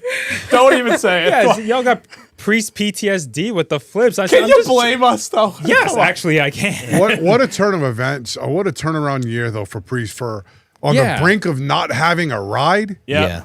And not making the playoffs should not discount the fact that but he he has still really showed picked up. it up. It was a successful year. He's leading with 2 to go. What more can you ask for? Right. I mean, without the win in your end, he would have made it. See, and this shows it doesn't matter if it's mini stocks or the Cup Series. It's all about people. And Yes. You got to have the right chemistry. Yeah. He's got great chemistry with that team. Yeah, that's great. Good for those guys. And then in other NASCAR news, longtime president and general manager of Charlotte Motor Speedway, Humpy Wheeler, passed away last week at the age of 86. He was kind of a pioneer in promoting racetracks. He ran Charlotte for over 30 years with accolades that included pre-race extravaganzas that entertained the fans before the races even started. He also gave the 1.5-mile track lights to race at night, which was not really a thing back then. It was really the first track of that size to do so. But he took pride most in the racing product at Charlotte itself, which has put on classics for so many years. Earlier this year, Humpy Wheeler was the recipient of the prestigious NASCAR Hall of Fame Landmark Award for outstanding contributions to NASCAR as part of the class of 2026. As he should have been. Yeah. Yeah, 100%. Right? Yeah, legendary figure. I think the guy didn't he bring legends pretty much? He brought the legend game in, the whole bit. He had a lot to do with racing. He did a lot more behind the scenes than everybody knew about, too. Yeah. Giving people opportunities, sponsors, so on. And that is your weekly update presented by Fowler's Auto Wrecking. Tremendous job as always, Bonssa. Appreciate it. Reminator, get yourself ready now because it is that time in the show for the Waddell Communications Nostalgia Nugget of the Week. It's not my place. Improvement. We did Was much it? From last week? from last week, yes, but we absolutely nailed it in the freaking warm-ups, and this was just not up to the standards that we set for ourselves earlier. What do I got for you? Well, Labor Day weekend's coming up next weekend, and in the 1970s, the Stafford Labor Day 200 was a modified tradition, one of the first traditional races held under the ownership of the Root family. The list of winners includes some of the best ever in modified racing. Fred DeSaro won it in the Casella Woodchopper in 1970. Then Gene Burgeon, Denise Giroux, Leo Cleary, Bugsy Stevens, Maynard Troyer, Jeff Bodine, Ed Flemke, Jeff Bodine again in his amazing 1978 season, and then Richie Evans in 1979. In 1980, the fall final was held on Labor Day weekend. Richie Evans won that as well. And then in 1981, the race was sponsored by Pentax and was a variation of a different amount of event, laps, 100 laps, 150. But in the 70s, the Labor Day 200 at Stafford was quite the event. Let me show you a couple of picks there from... There's Fred DeSaro, 1970. In the 15. Yep, and that's the only year he raced the 15 and won the Modified National Championship that year. Mm-hmm. Then we got our Ed Flemke. Not the best facial expression right there, but that's Flemke in 78. And then we have one more for you. Why don't we do Richie Evans, 79, with a young Mike Joy. Wow. Yeah, so... The Labor Day 200, quite the tradition back in the 1970s. Diego, go ahead. So the SK Light that's out there, the 15. Yeah. Is that a DeSaro throwback car? It's a Bugsy throwback. It's a Casella, right? Yeah, because it looked like what you had. I mean, I don't. Yeah, so DeSaro drove that car for 1 year, won the Modified National Championship, and then famously swapped rides with Bugsy. Mm-hmm. And DeSaro went to the Bowler 3 and Bugsy went to the Casella 15, and during the 70s those are the rides they were associated with, and I believe that Rory's car is a throwback to that Bugsy era Casella star. Yep, sure. Look at Diego having a little knowledge there in the old history. That's impressive, my friend. That was condescending. I know. What do you mean? I'm just listening. No.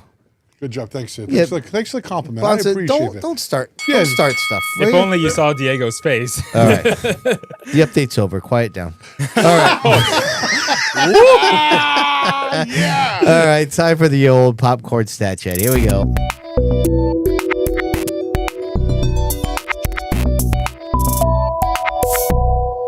Oh, are you gentlemen ready? I got to make sure you're locked in after my little "what does a champion mean?" question. I don't know. Y'all were like, hey, I feel like time froze for a second. Everyone, get ready. Okay. Who's your retirees? Stat chat. Here we go. What do you think are the main factors behind the SK Light car count fall off at Stafford? Is there anything that can be done to increase retention in that division through all the turmoil it often brings? Jeez. Well, it's definitely noticeable. I mean, it makes me want to go back now. Yeah. Well, because there's less cars. Well, because there's a lot of carnage. Yeah. Because I mean, it's great to have a lot of cars. But the weird thing is, the car count has basically dropped in half. But it's not like they're all going to Thompson and Waterford. They're just not racing for the most part, right? Maybe they've been in a few wrecks multiple times and just said, "Okay, that's enough." It's enough. I mean, I've just had this discussion with somebody today. It's so expensive to race today at any level. It's so hard for somebody that has a son. Let's just say my daughter's racing, and we're on an average household income, and we're always wanting to go to the races. And you've been in 2 or 3 wrecks. Sooner or later, it's just like, that's it. Yeah. We cannot keep putting the car back together and going back. Yeah. Let's just regroup and try to do better and come back next year, because the tires are expensive now. Mm-hmm. Back when I ran mods, they were $160 a tire. They're over $200 now. It's just what it is. And look what happened to Amanda West this past Friday. She lost 2 tires. Right. Yep. I think that's what happened. So my gut tells me when you start 38, or 35, 16 finish in the infield every other week, or 10, sooner or later they're going to stop coming because they can't afford to put them back together. We had 20 cars last week and they still had a lot of wrecks. Like, I don't think car count is everything. It's just over-aggression. And part of that is why we have the attrition with the cars being wrecked. Sadly, we've also had a couple drivers get banged up too, and they can't race because of that. Are you concerned about it if you're Stafford? I mean, you have to raise your eyebrows and look. A little bit, right? You have to. Yeah. Right? Like, what can you do? Right. But, to them, because the Aroots are smart people, right? And so, they're always brainstorming to do different things. They always have something stewing in the back of their brain. Yeah. And they may be saying, okay, hold on a second. And I'm just speculating. Maybe what we have going right now is it was great at first for the SK lights, and maybe it's not working right now. Or they could say, everything's perfect. I don't know what that answer is, but I know they're thinking about something. They're definitely not saying everything's perfect. Right. No, it's not. I mean, 20 cars in a division is still a very good car count. Great car count. But you can't dismiss the fact that it's half of what it was a year ago. Or half of what it was 6 weeks ago. I don't know, or 8 weeks ago, right? We were getting 30 cars usually this year, not 35, 36. Right. It was around this time last year where they were in the high 30s. It's not a case where it's a rule situation or something with tech or anything like that. It's just there's over-aggression on the track, and I just don't know what difference you can do in terms of just tell the drivers to calm down. Like, it's not that easy. It's like you want them to calm down. You tell them to take it easy. Last year, they made the SK lights last for multiple weeks because they were going through a rough stretch. But I just don't know what else the Aroots really can do in terms of the attrition with the division, because it's not an issue with their rules package. It's just over-aggression on the track. It's just not that simple. Yeah, yes, but they can't not do anything. They're going to, I think like Diego said. You put them a lap down for causing an incident like the Limiteds? That doesn't matter. Does that matter? Because how do you tone down the aggression? Well, probably half of them sometimes don't mean to. Right. Like you just like some guy spins out and 4 cars collect into him. I mean, the wrecks aren't like crazy intentional looking. The SK lights have, they're kind of a pack racing sort of thing. I mean, you get 2 cars but make a little mistake and you're wrecking 10 of them. I mean, they have to be thinking at some point, right? If you're going to get 35 cars or 37 cars, I mean, what the hell? Oxford just started 41, right? Right. I mean, it's hard to say anything, but maybe. That race is 250 laps, though, compared to 20. But, I mean, maybe the other thought is, too, I'm just speculating also that, you have the same guys running up front all the time, and maybe you need to start looking into running a B main, right? So guys could get that taste of running up front and, gives them that hunger to keep coming back. All right, good. We're a top 3 in a B main. We made the show. I don't know if something like that would work to entice them, because somebody that hasn't won before or run up front and wins a B main, it's a big deal. And to make the show. And I don't know if that would drag the show along too long, but I wouldn't put it past the Aroots to be thinking something like that. And Keeter brings it up, the 21 versus 21. I mean, that used to be a good race. Back in the day. My brother won one. We had a hell of a time. It was an over-glorified consi, but it was fun. We had to hold off Bo Gunning for 20 laps, and Bo Gunning was an absolute legend. In SK Modified Racing, to us, we grew up watching him race. So, maybe something like that maybe needs to be looked at. I don't know. I just don't know, because you had 20 cars, so you couldn't have a B main for that, and they still had wrecks. Yeah. Like, what do you do with that? Yeah. Well, problem is you're in August now, so everyone's tempers are here. And we haven't had a rain out in a long time, so it's been nonstop for 3 months. Use them all. That was the my beginning point of the too. year. Yeah, it's like Don't jinx it. Yep. Come on. Our grass needs it. Come on now. I run my sprinkler every day. I just don't think it's an easy. And I let my dogs solution. pee everywhere. I mean, Thanks, stopping Diego. attrition. Sprinkler's not going to help that. I know. I see my dog pees a lot over there. Oh, I'll run the sprinkler over there. Yeah, not going to do a thing. Yeah. Just raise your water bill right there, guy. What else you got, Rob? I got one more for you. And I know this one's a pretty hot topic. Woo! Is waiting for all drivers to return to the track worth the extended caution periods at the Speedbowl? How many laps do they normally get? 3 or 4? But hold on. This week was a different scenario. Well, okay, go ahead. They had I know in the truck race, they had all the pit boxes lined up to go down to the other end. And from what I understand, it was a mother to get down to your pit area to make an adjustment. Oh, all the Monaco mods were set up. They were just blocking the whole thing. Right. Yeah. So if you went down to do something, you couldn't turn around. You couldn't do anything. So what are they going to say? Sorry? Right. We screwed up by letting everybody line up, and we ran the race when we shouldn't have ran the race, maybe? Or had these guys get down before the truck race started. Hey, listen, guys. Races are starting. These guys are going to be hot pitting. We need you down there now. Yeah. Get your stuff ready. Yeah, and that's something you got to logistically figure out behind the scenes. Like, it's essential to have previously figured that out. But you live and before learn. game time. Right. Communication. Right. What's the normal rule? I thought it was like 2 laps. I thought it was three or 4. Yeah. 3?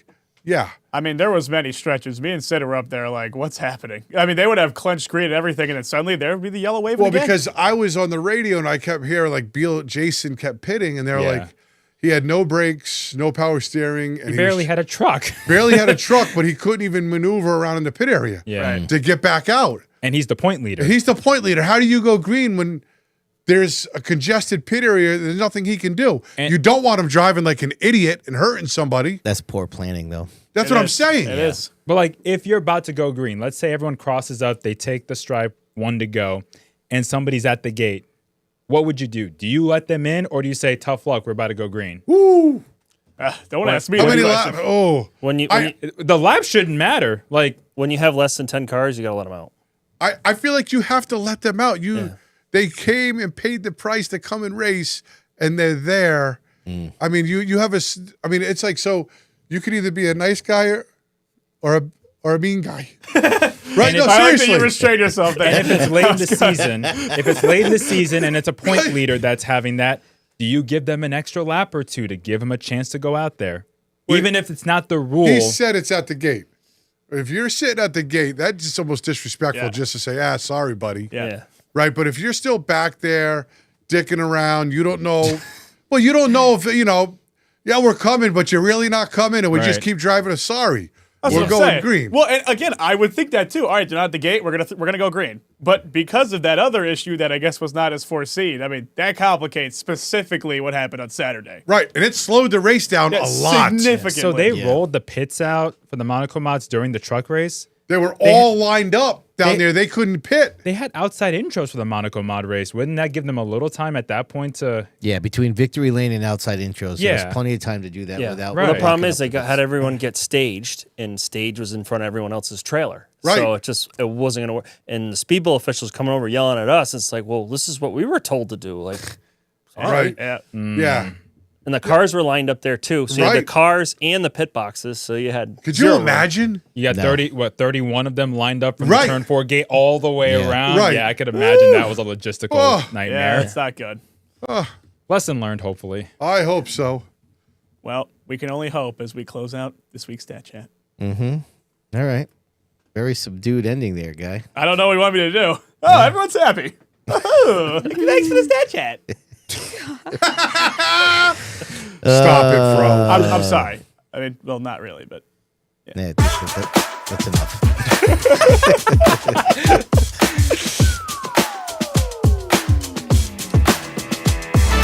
Oh, I got a good did you know. Now, you know the Jet, Jake Johnson, he won himself a Monaco modified race at the Speedbowl. But did you know that was his second career win at the old Shoreline Oval? He had previously won a Legends car race on August 12th, 2020. It was the second Wednesday show of the season after the Speedbowl opened very late because of the global pandemic. And wouldn't you know, I got the old picture. There's our man right there. Oh, the mask on. With the mask on, right in the height of the pandemic. The old number 15. And I don't know, he's gang signing or something there with his hands. What's going on there? But just Jake. Just Jake being Jake. But yeah, little nugget there you might have forgot about that he's now won in 2 different divisions at the bowl. Diego, get yourself ready because we got some stuff to talk about. What's your record for consecutive questions asked? Ooh, I like that. Oh, listen. that's my line. I know. Hey, we're going to give a special thanks to Ed Marcel, Firewood, and Land Clearing for bringing you this segment of Viewer Mail. We're going to get started here. with a question from Dane. With 2 races left in the Tri-Track season, no driver that started all 8 races has yet to win a race. It's possible that we'll have a champion who goes winless for the season. What's the take on a crowning season with no victories? Less impressive or more of an accomplishment? Or is it a championship? Or is the championship just the same? I don't know what that means, but do you want me to give you the 8 drivers that have? Please do. Let me know if you think that it'll remain that we will have a winless champion. Yeah. The 8 drivers are McKennedy, Pastriak, Williams, Steven Kopsick. That's the top 4 in points. Then you got Woody Pitkat in 7th, Teddy Hodgson in 8th, and Brett Meserve in 12th. Those are the drivers that have started all 8 races. How can you discount McKennedy as being a champion? Because he didn't have any wins? Yeah. I mean, he's had a winning car this season. Yeah. So how can you discount in any way him winning a championship because he went winless? Does anybody discount Jerry Pearl going winless when he won the SK title? Or Kerry Malone when he won the SK title? Winless or not, you're consistent. Yeah, I mean, we've had this before where,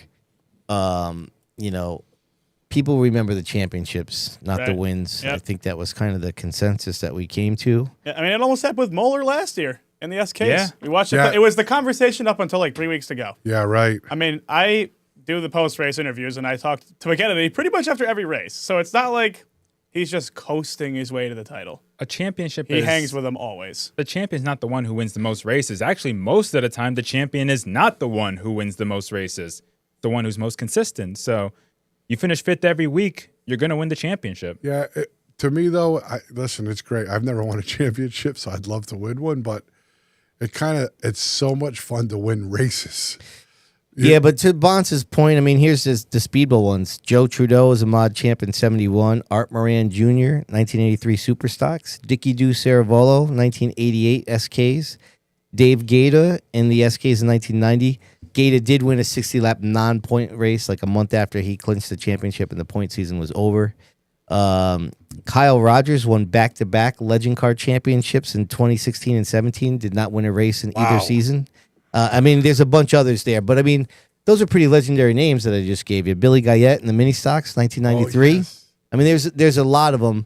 And I agree with Bonsa. Like, I think the drivers, like you say, are going to say, yeah, I wish I won a race. Yeah. But 2, 3, 5, 10, 20 years from now, you think that when anybody says Dickie Du Ceravolo is a Speedbowl champion, they say, oh, he didn't win a race, though. Like, nobody cares. Exactly. Yeah. No one's going to remember that, you know? I'm curious, though. Like, Max, if you had the choice today to win 9 features this year or to win the championship in no races, would you still take the championship?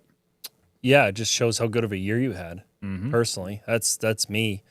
You know, John McKennedy's a champion. Chris Pastriak's a champion. You don't think of them being you don't look back and say, oh, he's won 30 races or whatever. You know them as champions. Yeah. You know what I mean? And it just goes to show how tough the Monaco Series is anyway. You know what I mean? Yeah. All those different guys coming in, winning, you know. Who's to say one of them doesn't win these next 2? It might be a good question to ask Haidar because he had one of those kind of years exactly last year. He had the opposite type of season. Yeah, you know, he won a hell of a lot of races, you know, but he may have felt like he had a down year. Right. Yeah. Like, even though he's won all those races. And he's a street stock champion. It just wasn't that year. Yeah, yeah, exactly. All right, moving on. Dane's got another one. If you were given the keys to the theoretical castle between 3 options, what would your pick be to add to the Speedbowl schedule? You ready? Yeah, go. Pick 1. Add a Wheeling Tour date. Be pretty cool. Mm-hmm. Brings a great thing. Add a second Monaco Tri-Track show. Mm-hmm. That was a success last week. Or 2 American Canadian Tour races. Now, why do they get 2? Well, because they don't even get 1. They don't even have one there. Oh, the Tour doesn't either, but... Yeah, well, ACT got a race a couple years ago, yeah, right? They and did. It had a really good turnout. 50 cars. Yeah. Yes. What an event. I'm voting for a mod series, and What was the? How was So that? it was the Wheel and Tour. Yeah. A second. Was there a disclaimer at the beginning? Nope. Because the Wheel and Tour is never coming back there. Yeah. Under current ownership. Right. So if we're going into realistic possibilities, Well, no, these are all you just can cross that one They're all theoreticals. off Like the so, list. Right, I just mean- like them fixing the mics. I'd rather see. I mean, I like the NASCAR mods without a doubt, but I would rather see Monaco there. I would rather see a race that's going to have a higher car count, and you're going to have Dana DiMatteo come with a fast car, and you're going to have Dylan Izzo there. You're going to have Ryan Morgan in the 20. You're going to have a bunch of cars that can show up and be fast, that because of the circumstances of what it takes to be competitive on NASCAR, those guys wouldn't be at that NASCAR race. Can I tell you something? If it was up to me, I would love to have 2 Monaco events and 1 ACT race. Matter of fact, they had that like 2 or 3 years ago with Foster. Yeah. And blew it. Yep. Right? That's what I would love to see. Because no, you can't make up the options. You have the options there. That's He's an honest man. The thing All with right. the Monaco Modifieds is that you have that combination of your local guys Yes. going against a lot of the modified heavy hitters. Yeah. Not all of them, but a lot of them. And I think it's a huge success for a track like Waterford, both in turnout for the fans, turnout for the cars, and the action. Reminator, say words. Okay, so if you have any questions for us, send them to sidsviewpodcast@gmail.com. Back to you, Diego. All right, you ready? No, that's you were supposed to say that. Well, you said it for me, so. Okay. Hey, back to you, Diego. Okay, we have another one. This is a little lengthy one, but it's a good one. Okay, great. Hopefully, the Speedbowl management and ownership took note of what the Speedbowl can be. Oh, here we go. These past two weekends. The packed house on this past Saturday night was gratifying to see. The only people that had to be upset were those who say the track is going to fail year after year after year. But it is frustrating when Stafford announces its 2026 plans, rules, and upgrades, and the Speedbowl faithful wonder if the microphone is going to work or the lights will go out in a backstretch during an event. Yeah, what's up with that? Seriously, what's up with that? No one is going to say the Speedbowl is Stafford, but a lot of us do believe that Connecticut can have racing on Friday and Saturday nights, and I'm one, too, that believes that. The track can't operate on bubblegum, a shoestring, or whatever else to operate on. We can't force people to spend money on lighting from the 60s, pavement from the 70s, and a sound system from the 80s. But please give us something to show that you care about us as much as we love the track. I'm just so frustrated and it builds up and I don't know what to do anymore. All right, so oh, you didn't read the last part of that. Well, the last part I didn't think was necessary. Oh, because I was going to go there. Oh, you were? Yeah. I mean, they're just worried about it going away like Plainville or Danbury did. Well, I wanted you to read that part because, and we can get into the discussion of the crux of this, but that, to me, it's such a big misperception that if we don't all go to the track and support it, it's going to be an Amazon distribution center. It doesn't matter. What matters is what Bruce Beamer wants to do. You could go there and sell it out 28 million times in a row, and he could still decide to sell it to Amazon. It would make no difference. Yep. Right. So that just bothers me when people say that. And it also, to me, takes the owner and or operating team off the hook. Like, they don't have to do anything because we need to support it. Otherwise, it'll close. Well, no, you need to have a good product, a proper facility that is run correctly, and that's what will lead to success. Not having a bunch of people support it because they're terrified it's going to be an Amazon place. That's not a good reason to go and support the place because you're afraid it's going to be something else. You should go there because it's a good product. And the Speedbowl can still have a good product. Like that email said, it was proven on Saturday, but there are issues. And like I was editing the Monaco race, and that red flag came out when Chapman wrecked. I don't know if you heard it in the stands, but they didn't know who the 06 was for like almost 5 minutes. And Because I couldn't see the car? Yes. And that's I believe it. The track is dark as hell. Well, not even that. The view from the bus is terrible in the front. right. right. That's what I was going I feel so bad for Ben because I'm sure he had a tough time trying to see Yeah. the starting lineups because you can't see in that bus. Yep. You can't And see out of the bus. And the cars were lined up out of order as well for the intros. Right, they weren't even close to being in order. And that could have been solved. We're talking about the logistics with the pit carts and everything. Yeah.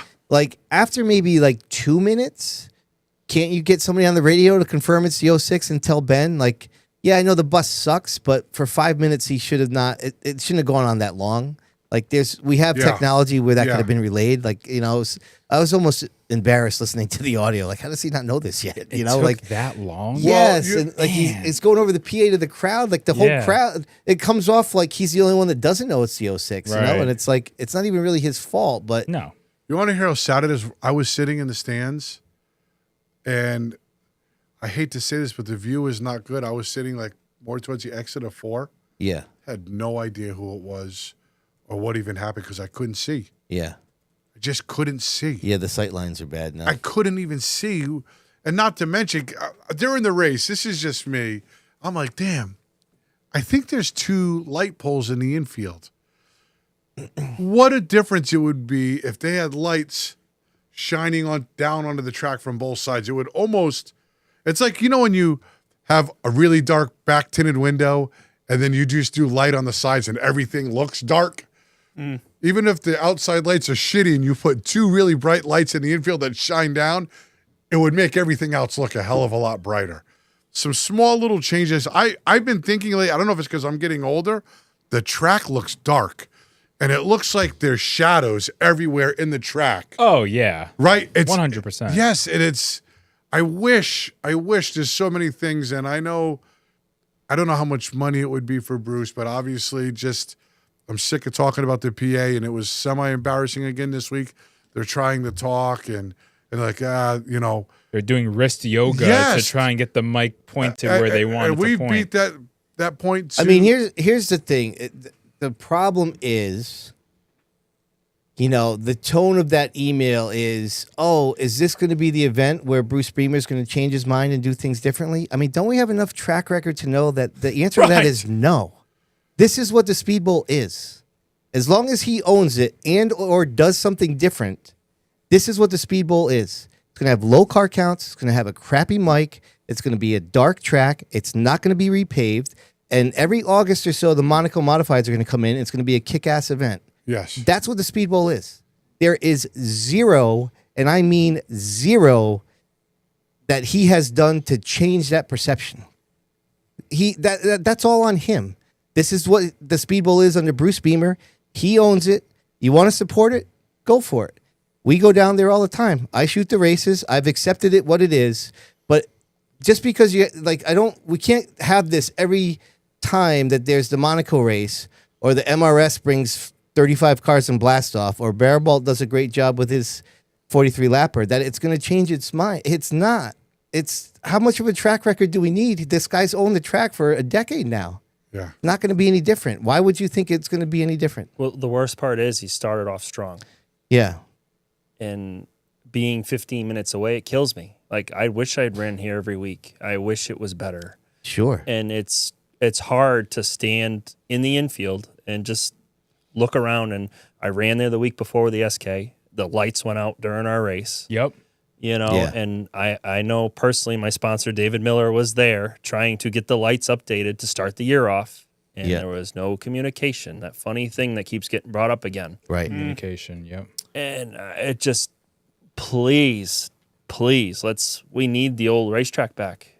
Well, you know what I said to my brother? I'm just going to say this real quick. And I had flown in late from Orlando. My flight was delayed 6 hours. We didn't land till 3 in the morning. I woke up late. And my brother says, Diego, how come you didn't come to Stafford? And I had planned to go to Stafford. And for me, it's been a tough year racing with Emma, so it's been hard. But I also said, the Speedbowl, I love the place so much and have so much passion, that it's draining my energy for racing, if that makes sense. You know, Yeah. like yeah. I'm so sick of my hopes being up there and the vibe being great. I love the people that I race with. I love the competitors, but it's sucking the love of racing right out of me. Yeah. And that's what I said to my brother. I said, I'm so sorry I didn't go. And his text to me was, you know, Dad wasn't there and you weren't there. It's just me, Brody, and Jen. It was great, but it just didn't feel right. Yeah. You know, and I'm thinking, damn it, I should have freaking went. But racing is sucking the love out of me right now for racing, if that makes sense. And a part of that is the Speedbowl at times. So I got to try to find my love back for that stuff. So anyways, I have one more because it's getting late. Go for it. As a fan of the Waterford Speedbowl for many years, I watched the races from the pits. Who decides when the pit gate opens or not? Many times I have seen cars stop, but they are waved by and others stop and the gate opens. Seems very unfair to all drivers. Well, isn't the rule usually if it's a single car spin that they don't open the gate? Yeah. That's the rule. That's the rule. Is that still the rule? That's what I thought the rule is. It never used to be that way. I don't know. When we ran there full time back in our day, the gate was open every caution, right, Right. Diego? Oh, yeah. I don't know when that changed. Yeah. It's almost like sometimes they make up their mind, you spun and you can't start your car, you're not going in. Even if it was legitimate. Yeah. Right? How do you know that somebody couldn't start their car after they got dumped? Right? You don't know that. Right? It's just that you have to live and die by the human decision, I guess, at that point. And you're going to be pissed or not pissed. Yeah, sometimes you see somebody just waiting, and it's like, you can tell at first, like, no, you're not coming in. And then eventually it's like, all right, come in. Yeah. Like, I don't know. What's the threshold for how long you can wait there until they finally let you in? Or I don't know. Sometimes it's not the most consistent. I know I want them to open that gate a little quicker so Bonssa can get out there and do those podium interviews. They won't until the top 3 go by. Yeah, that's lame. That's all I got. Thank you to Ed Marcel, Firewood and Land Clearing, and thank you everybody for sending in your emails. Much appreciated. All right, let's get going now because it's running late and we got stuff to do here. Time for the old Chassis Pro Weekly Pick'ems.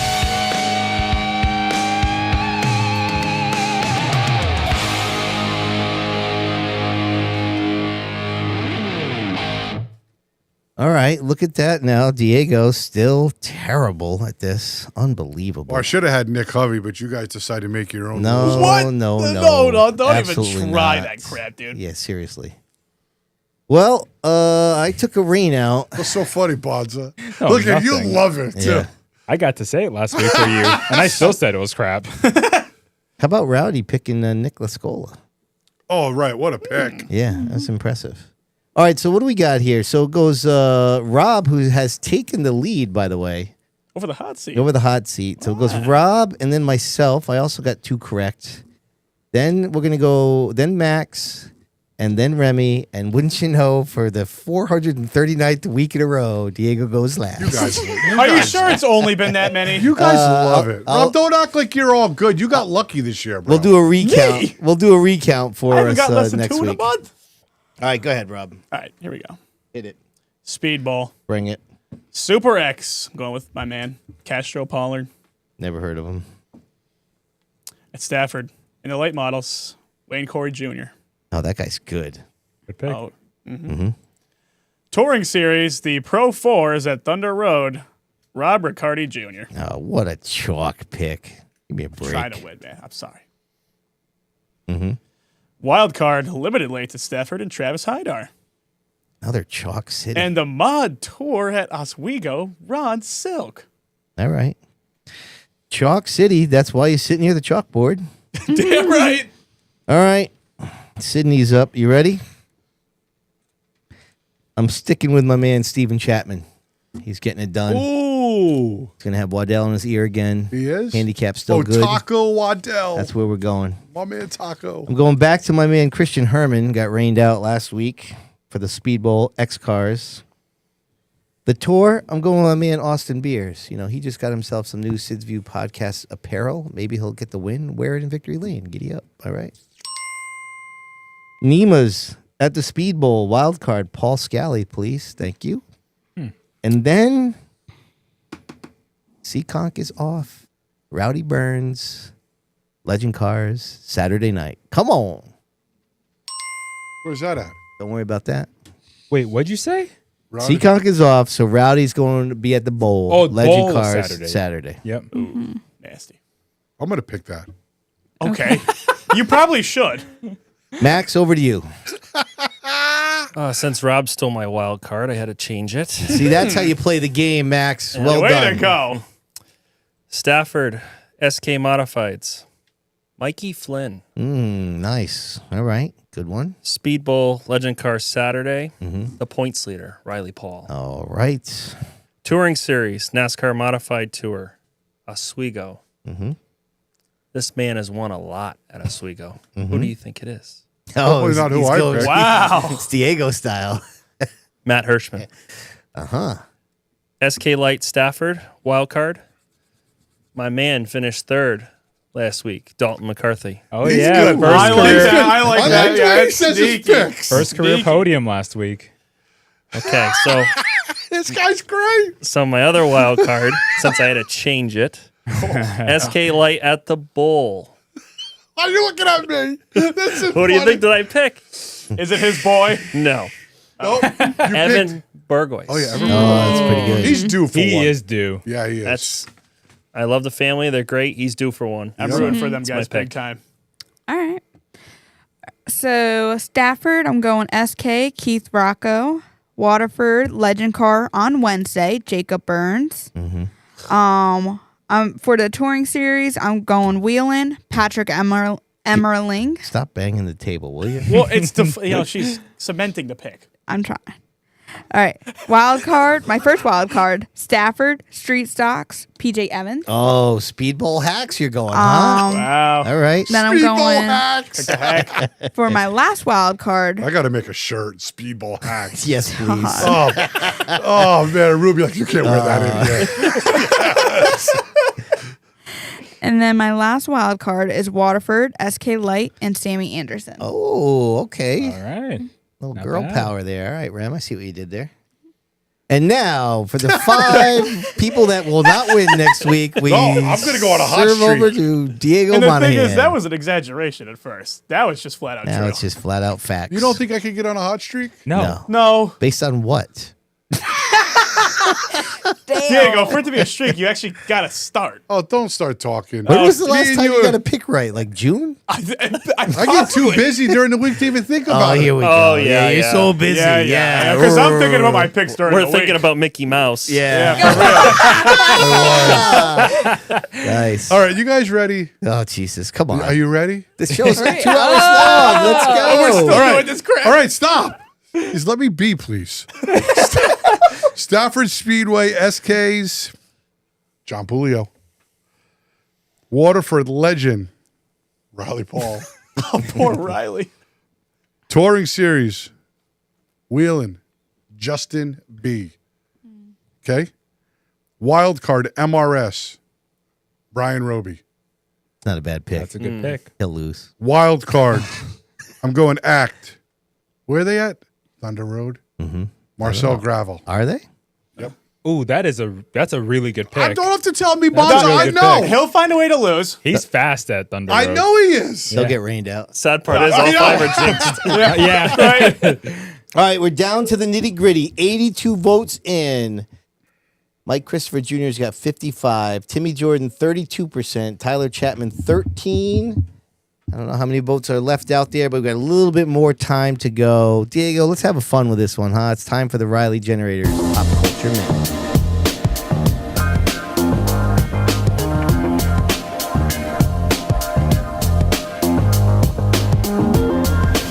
All right, so you might not know this.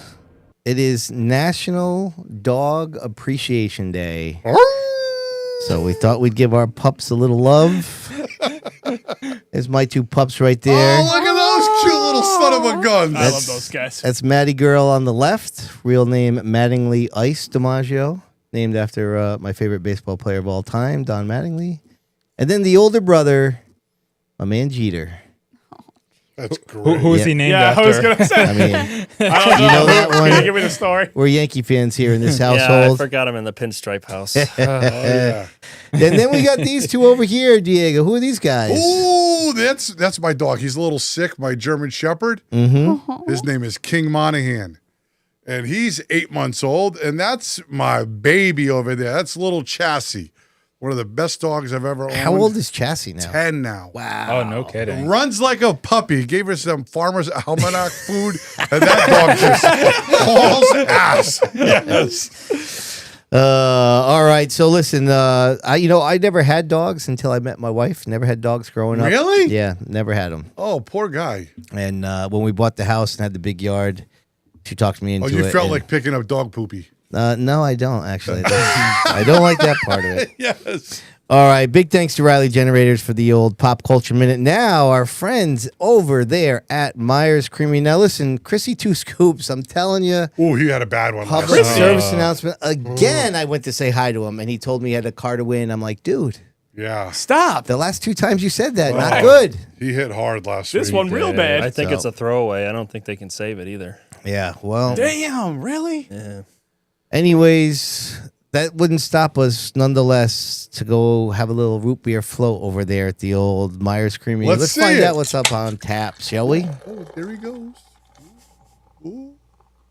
Oh, I played that all wrong. All right, so Wild and Wacky Wednesday, the old Friday night at Stafford. The Speedbowl has SKSK lights. The late models are off again, huh? Diego's not even paying attention. Okay. Yeah, I am. So Nima's over there in the midgets. The tour is at Oswego. What Remy. the heck was that laugh? Yeah, Remy, why are you so That weird? was strange. That's for sure. MRS is at Claremont. And Thunder Road's got the Yak Tour and the Pro 4 modified. So that's what's Well, happening nobody there. picked a Pro 4 car. Yeah. Are you serious Rob, right Oh, now? you did? Yeah, I had to change my And Max pick. almost Oh, did yeah, it. yeah, yeah. All right. Sorry I beat him about to the that. punch, sadly. Sorry about that. Diego, welcome to the podcast. Yeah, sorry, man. Okay. I start zoning out sometimes. Let's find out who won the week, shall we? Who are you?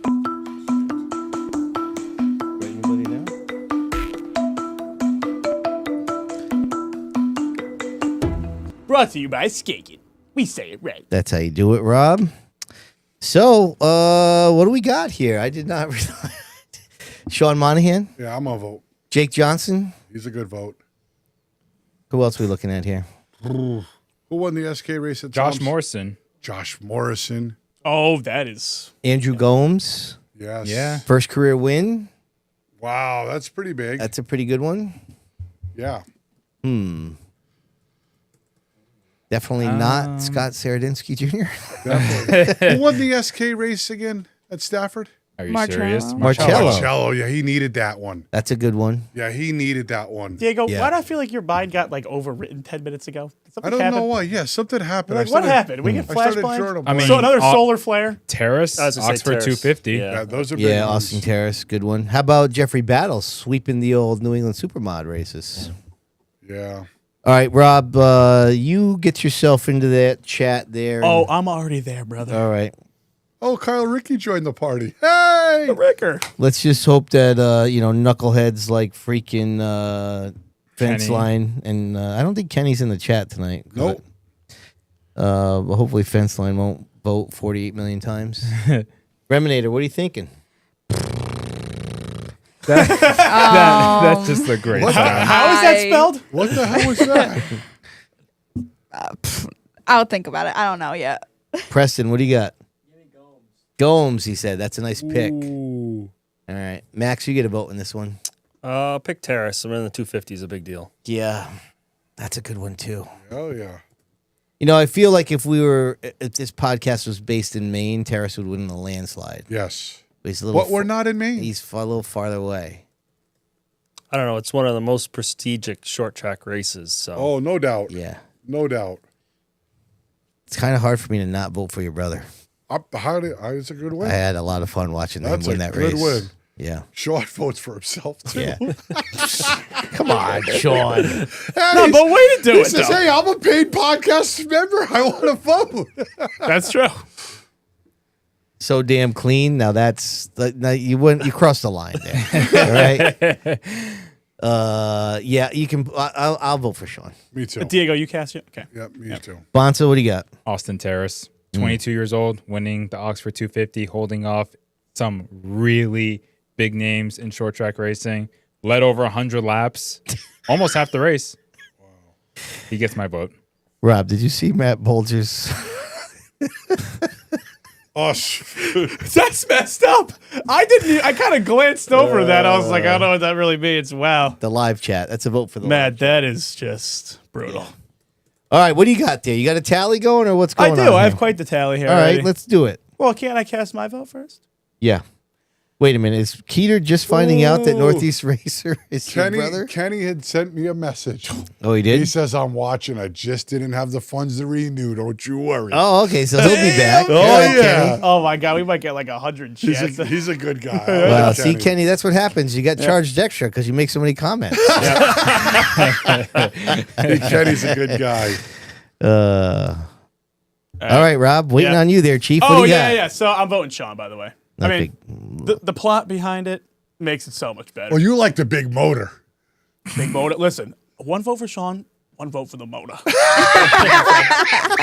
Did an awful lot of the work on Friday. Just saying. All right, shall I read this off? Yeah, go for it. This is not particularly close. We got a vote for the live chat, a vote for Andrew Gomes, 3 for Austin Terrace, 2 for Marcello Refrano. Sorry, I read those out of order, but the winner in a landslide is Sean Monahan and his motor. Wow. How many votes did he get? He got 8. Damn. As of when I started rating. All right, Hammer, text me your old T-shirt size. And we'll get some of the old SID podcast gear. Looking forward to that. All right, it's time. Let's, he's laughing. It's about time to end the poll. You want the final results? Let's do it. Yes. All right, so Mike Christopher Jr., 54% of the votes. Timmy Jordan came in second with 31%, and Tyler Chapman with 14%. So, Junior, I'll be in touch because I will not be at Stafford on Friday. I am actually taking a weekend off from racing because it's time for the 5th annual SID's View Cornhole Tournament this weekend.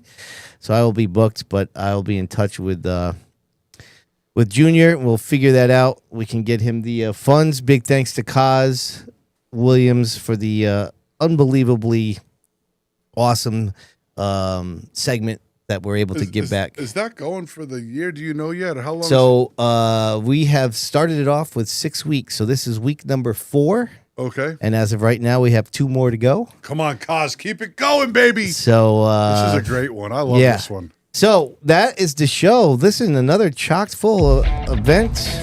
We had a blast. Everybody, make sure that you follow us on social. You're going to want to see those. What do we do over there? Oh, we make reels with the Reminator. She does things that are funny and exciting and whatever.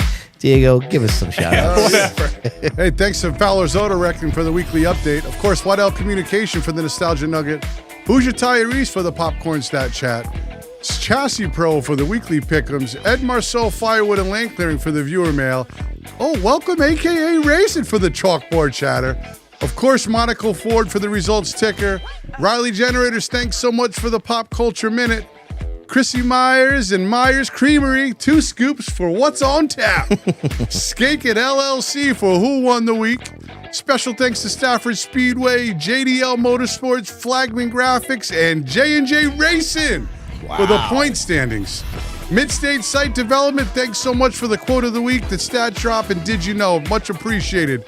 Cause Central Auto, keep it coming, baby, because this mod hard hit of the week is an awesome one, so thanks so much.